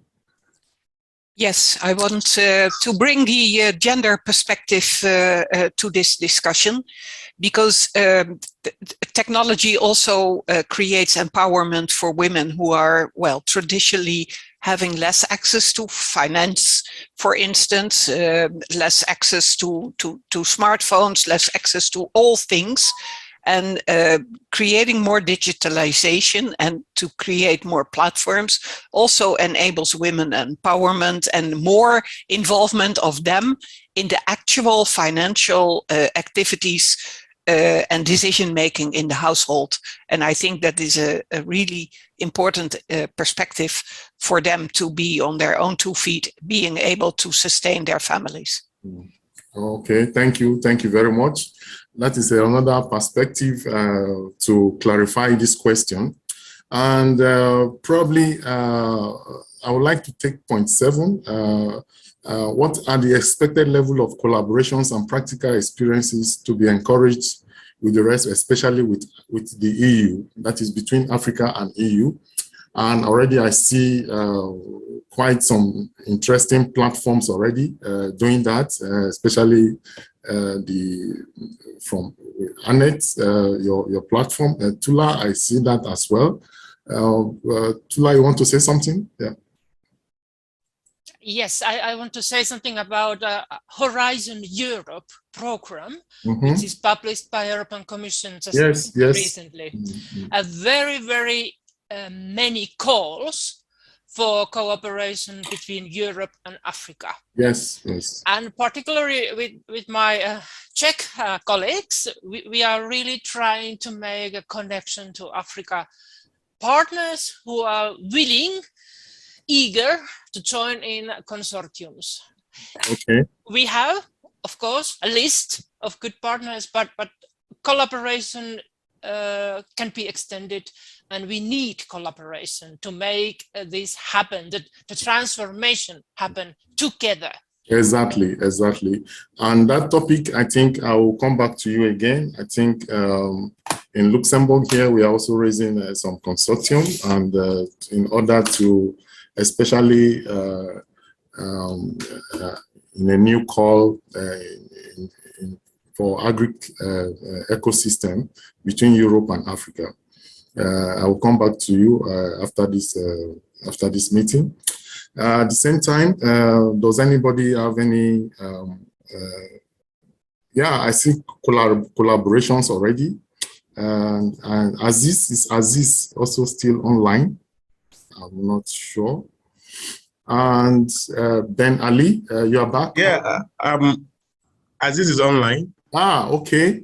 Yes. No, I never left. Yes, this I never left. I've been listening. Yes, yes. I mean, we are talking about this collaboration. We are talking about collaborations, and that was your first when you came online. I've been having some private chat with Mark. We've even connected on LinkedIn already. Chula has connected with me on LinkedIn already. Annette has connected with me on LinkedIn. We've changed contact. So I've been working on the ground. I like action more than talking.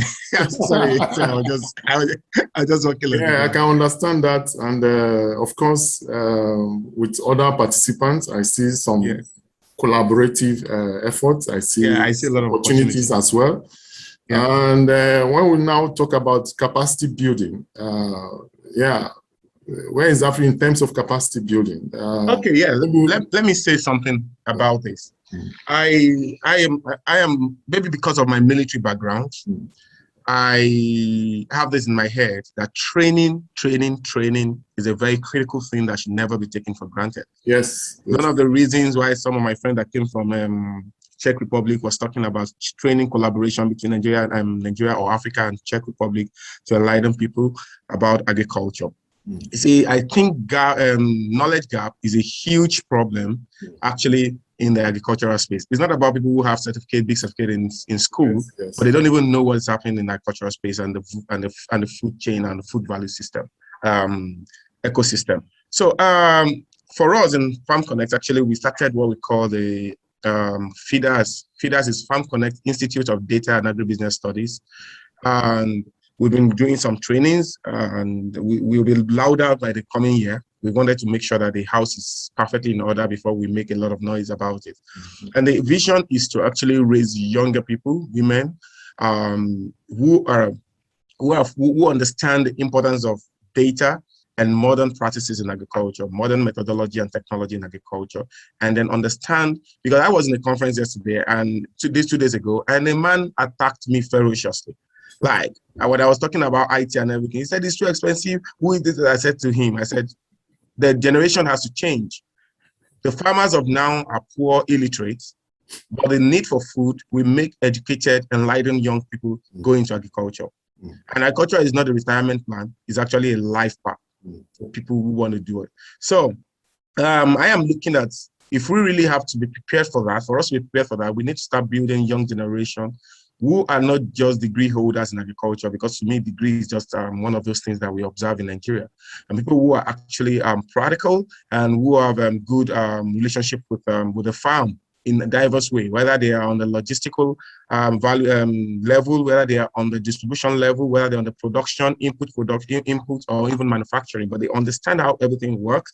And then they are well enlightened enough to know what are the modern tools that can make their life easier and make them more profitable. And I think this kind of generation of people we need to be building in Africa. And this is one of the things that is driving me. And then we also have a foundation called ASEP, Agricultural and Social Entrepreneurship Foundation. Okay, if we train you, we need to help you to have access to good network as well as financial base. So this is what I am looking at doing in the area of knowledge expansion in agriculture. Thank you very much. Oh, thank you very much. And Roland, you would like to say something in the context of research and development? Roland. Oh yeah, I think I sure can. And in response to that question, I think if I could use a scale of 1 to 5, Africa should be at around 3, or we could call it the takeoff stage, as regards capacity building in the agri-digital platforms, because first of all, there is willingness, and much effort has actually been put and invested as well at different levels. For example, if I can take an example of Uganda, in Uganda, the National Development Plan 3 is actually focusing mainly on agro-industrialization, and there is a lot of money and investment channeled to developing, digitalizing agriculture in all those aspects. Another example is the new Ministry of ICT and National Guidance that was also developed to support and make sure all these agriculture digitalization efforts continue smoothly. And to continue on that, I would say some research institutions and universities are already positioned for the migration. For example, in most of the universities in Uganda, there's been restructuring of curriculums to accommodate ICT disciplines or courses in both agriculture, climate disciplines, and all these social science courses are related to agriculture. But we have not actually really seen a lot of this transformation in vocational institutions because there is a lack of infrastructure and as well as human resource to make this dream actually true in the vocational institutions.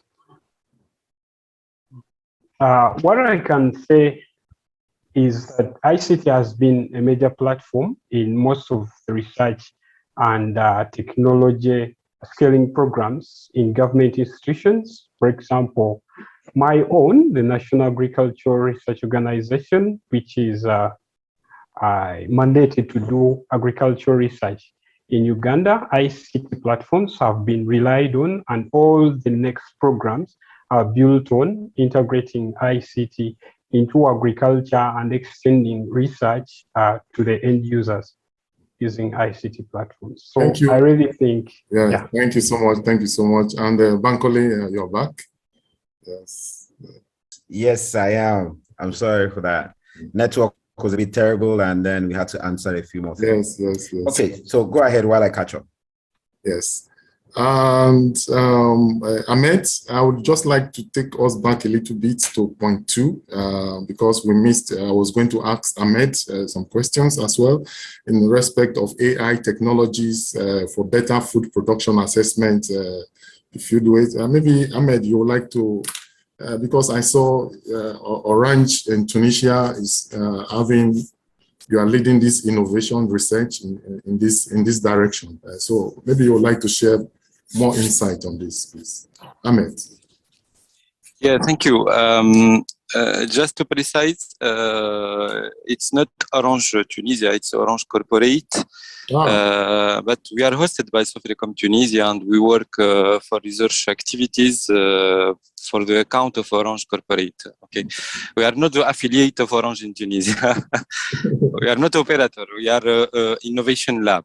Okay. Okay.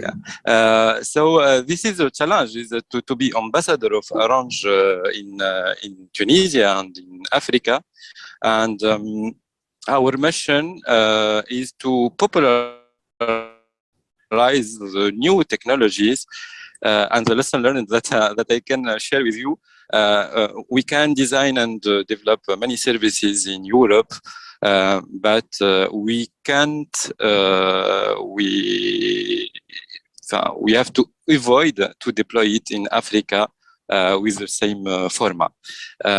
We have to adapt the services with the context, with the local context. We have to adapt with the culture. We have to adapt with the users. We have to focus on our target, and the main goal is to help farmers in many aspects. To help him to protect and improve the production. And new technology, if you want, could be transparent for the user. Okay, we can use blockchain, we can use remote sensing, artificial intelligence. It's not important for the farmer. It's not important for the user. The important is the result. What's the added value for this new technology? And that is our mission: is to popularize these new technologies and make him in service of farmers. And another time, we shouldn't make the mistake to deploy and put the same services or the same design for all countries or for all thematic. We have to adapt to the context. And when I say to adapt to the context, we can take the example of artificial intelligence. As I said later, artificial intelligence need resources. Okay. Need connectivity. Make with the technical context. In the farmers often has a lack of connectivities or a cloud resource, so we have to embed the intelligence on the device. And the device is another history. Which device the farmer will use? So that's why I said we have to personalize the research, personalize the service or the product with the local context. Is the main point for me, because I was in proximity with farmers. And I understand well they needs, and it's okay. We can focus on new technologies, but it's important to focus on the real needs of farmers. I hope it was clear. Yes, thank you so much. Thank you. So I can see another hand, Ronald. You want to say something? Yeah, I want to add a little to all these submissions as regards the second question. Another part to look at that is actually slowing the adoption and application of IoT and all this AI technology in Africa is, first of all, the size of the farms in Africa, making it really, really very hard to scale these technologies. And if you are to look at the design of the farms and the cropping systems also makes it a very complex thing, because in AI, in machine learning, there is a lot of uniformity that is needed before you go into the later levels of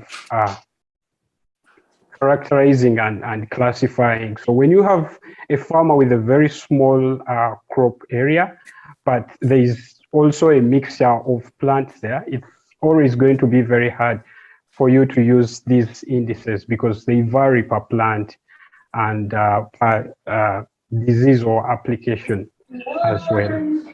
Yeah. Thank you. And Bankole, please.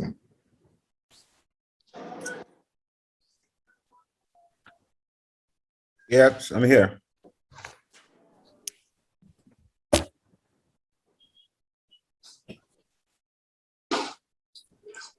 You And want it to say seems your something? connection is not good. Yeah, My connection is really terrible. That's why I just decided to stay off the video and just listening. Okay. So I would like to take now the next question. How should the policy and regulatory authorities respond to adoption of digital innovation in the agri-tech sector, especially related to food safety? Yeah. Is there someone that would like to speak about this already?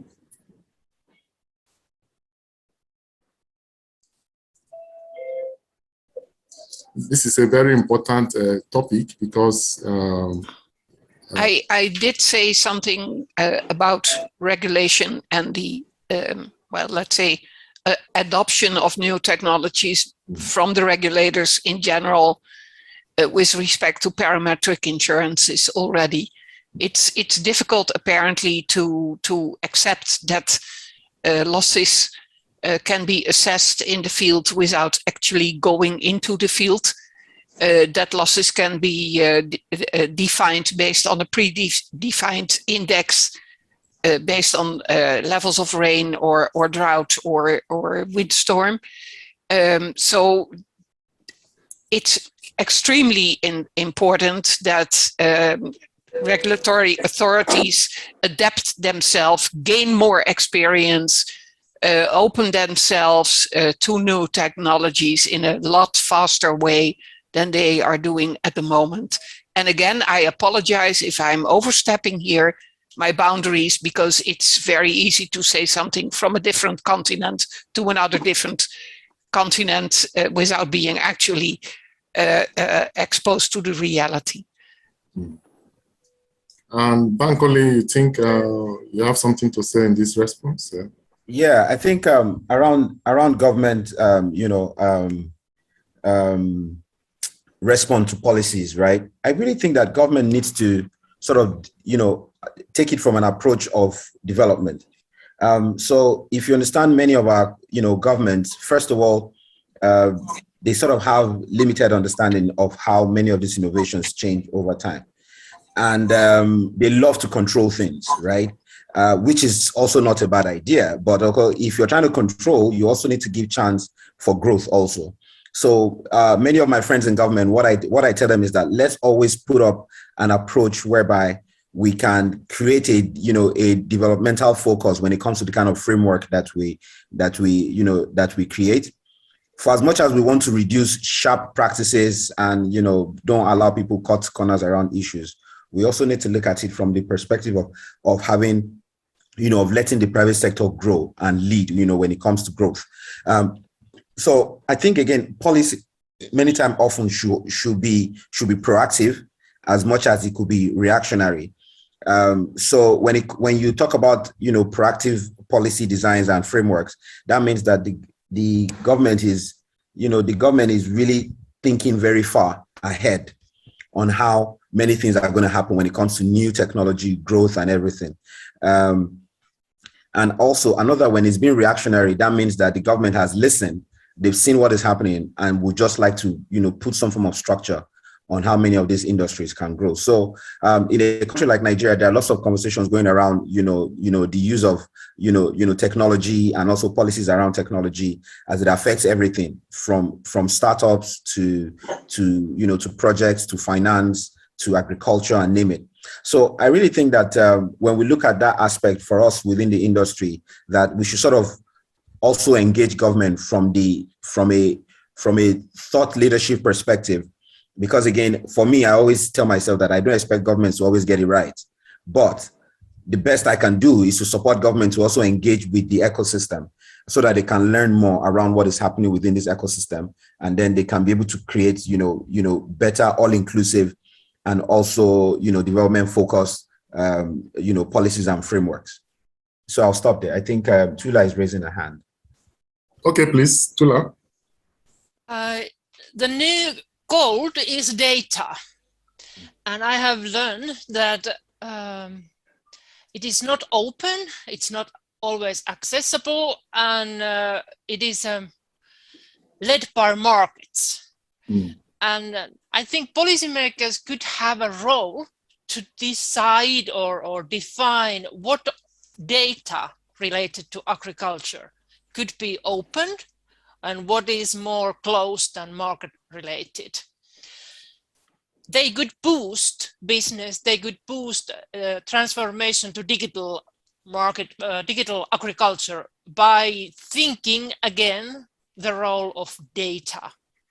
For example, meteorological data. Is it open or closed? I don't know what is the situation, but open data enables a lot more than closed and protected data. Yeah, that is very relevant, really, what you just said. And I think try to take this forward. And so concluding our session today, what could be our actionable points going forward? Because especially in respect of discussions with the policy holders, the policymakers as well. From all what we have discussed today, can we make one or two statements on going forward?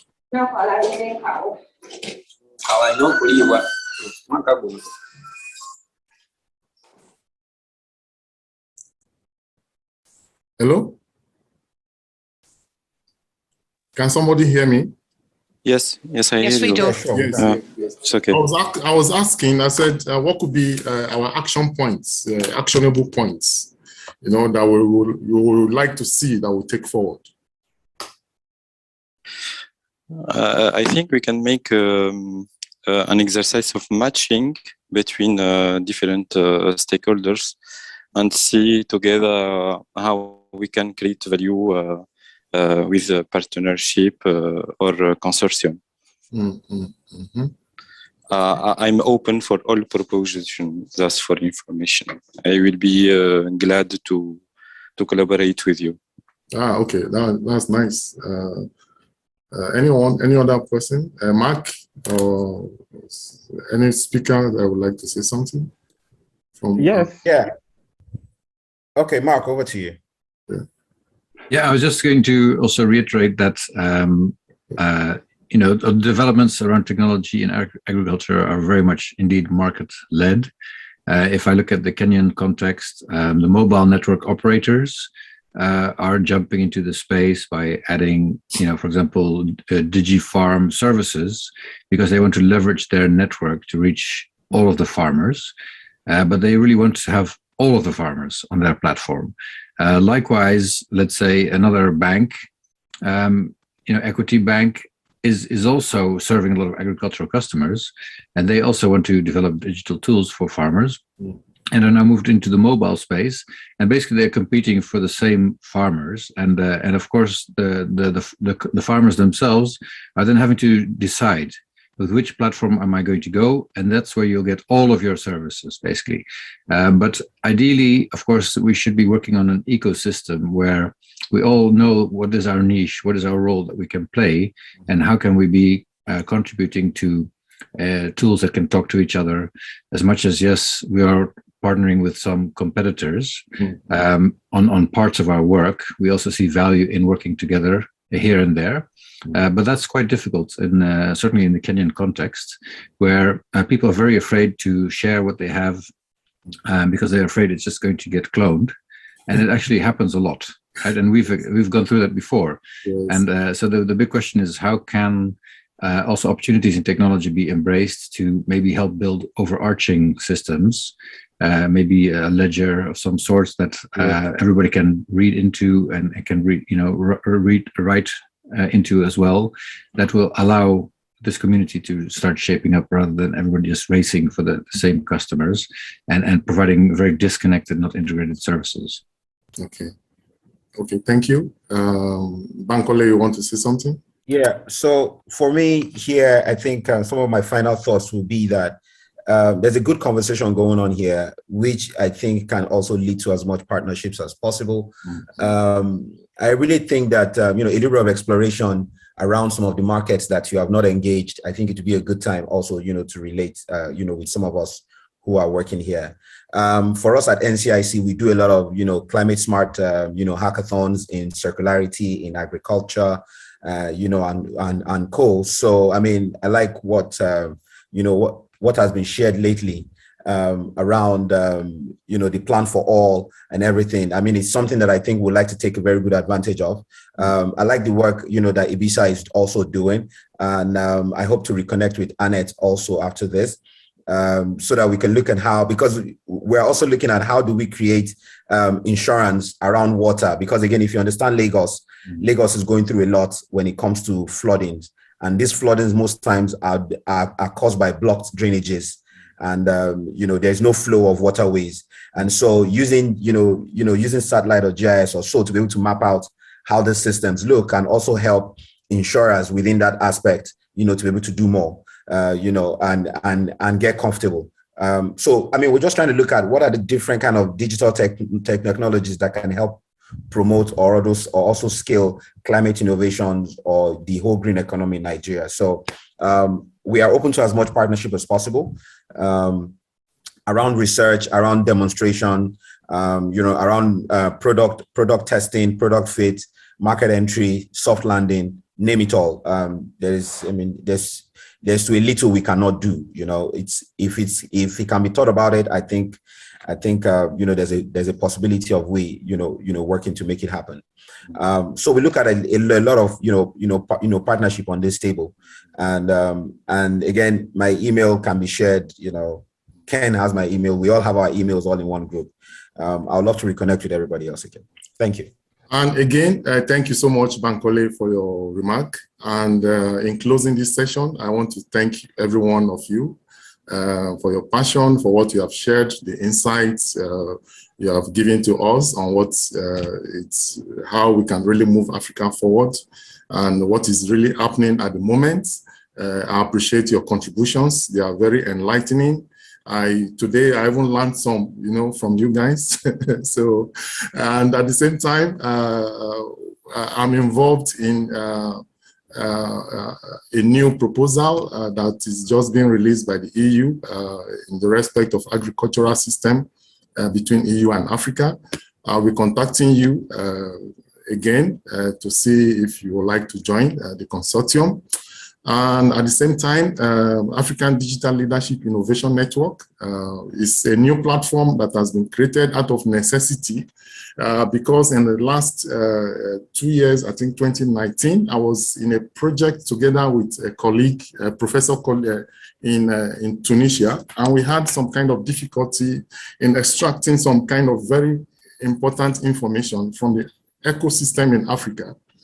And we felt there is a need for a free flow of dialogues in Africa between the techs and the industry, the government, and stuff like that. And it's also very important for us to have an open dialogue network whereby everybody is free to speak, you're free to understand the challenges per sectors, and we offer some kind of solutions going forward. And that is the reason why ADL-INNET, African Digital Leadership Innovation Network, has been created.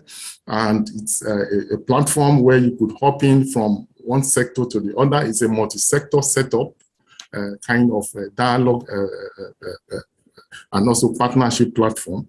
So it's very important that we could also try to join us on our platform to see how we could try to move Africa forward.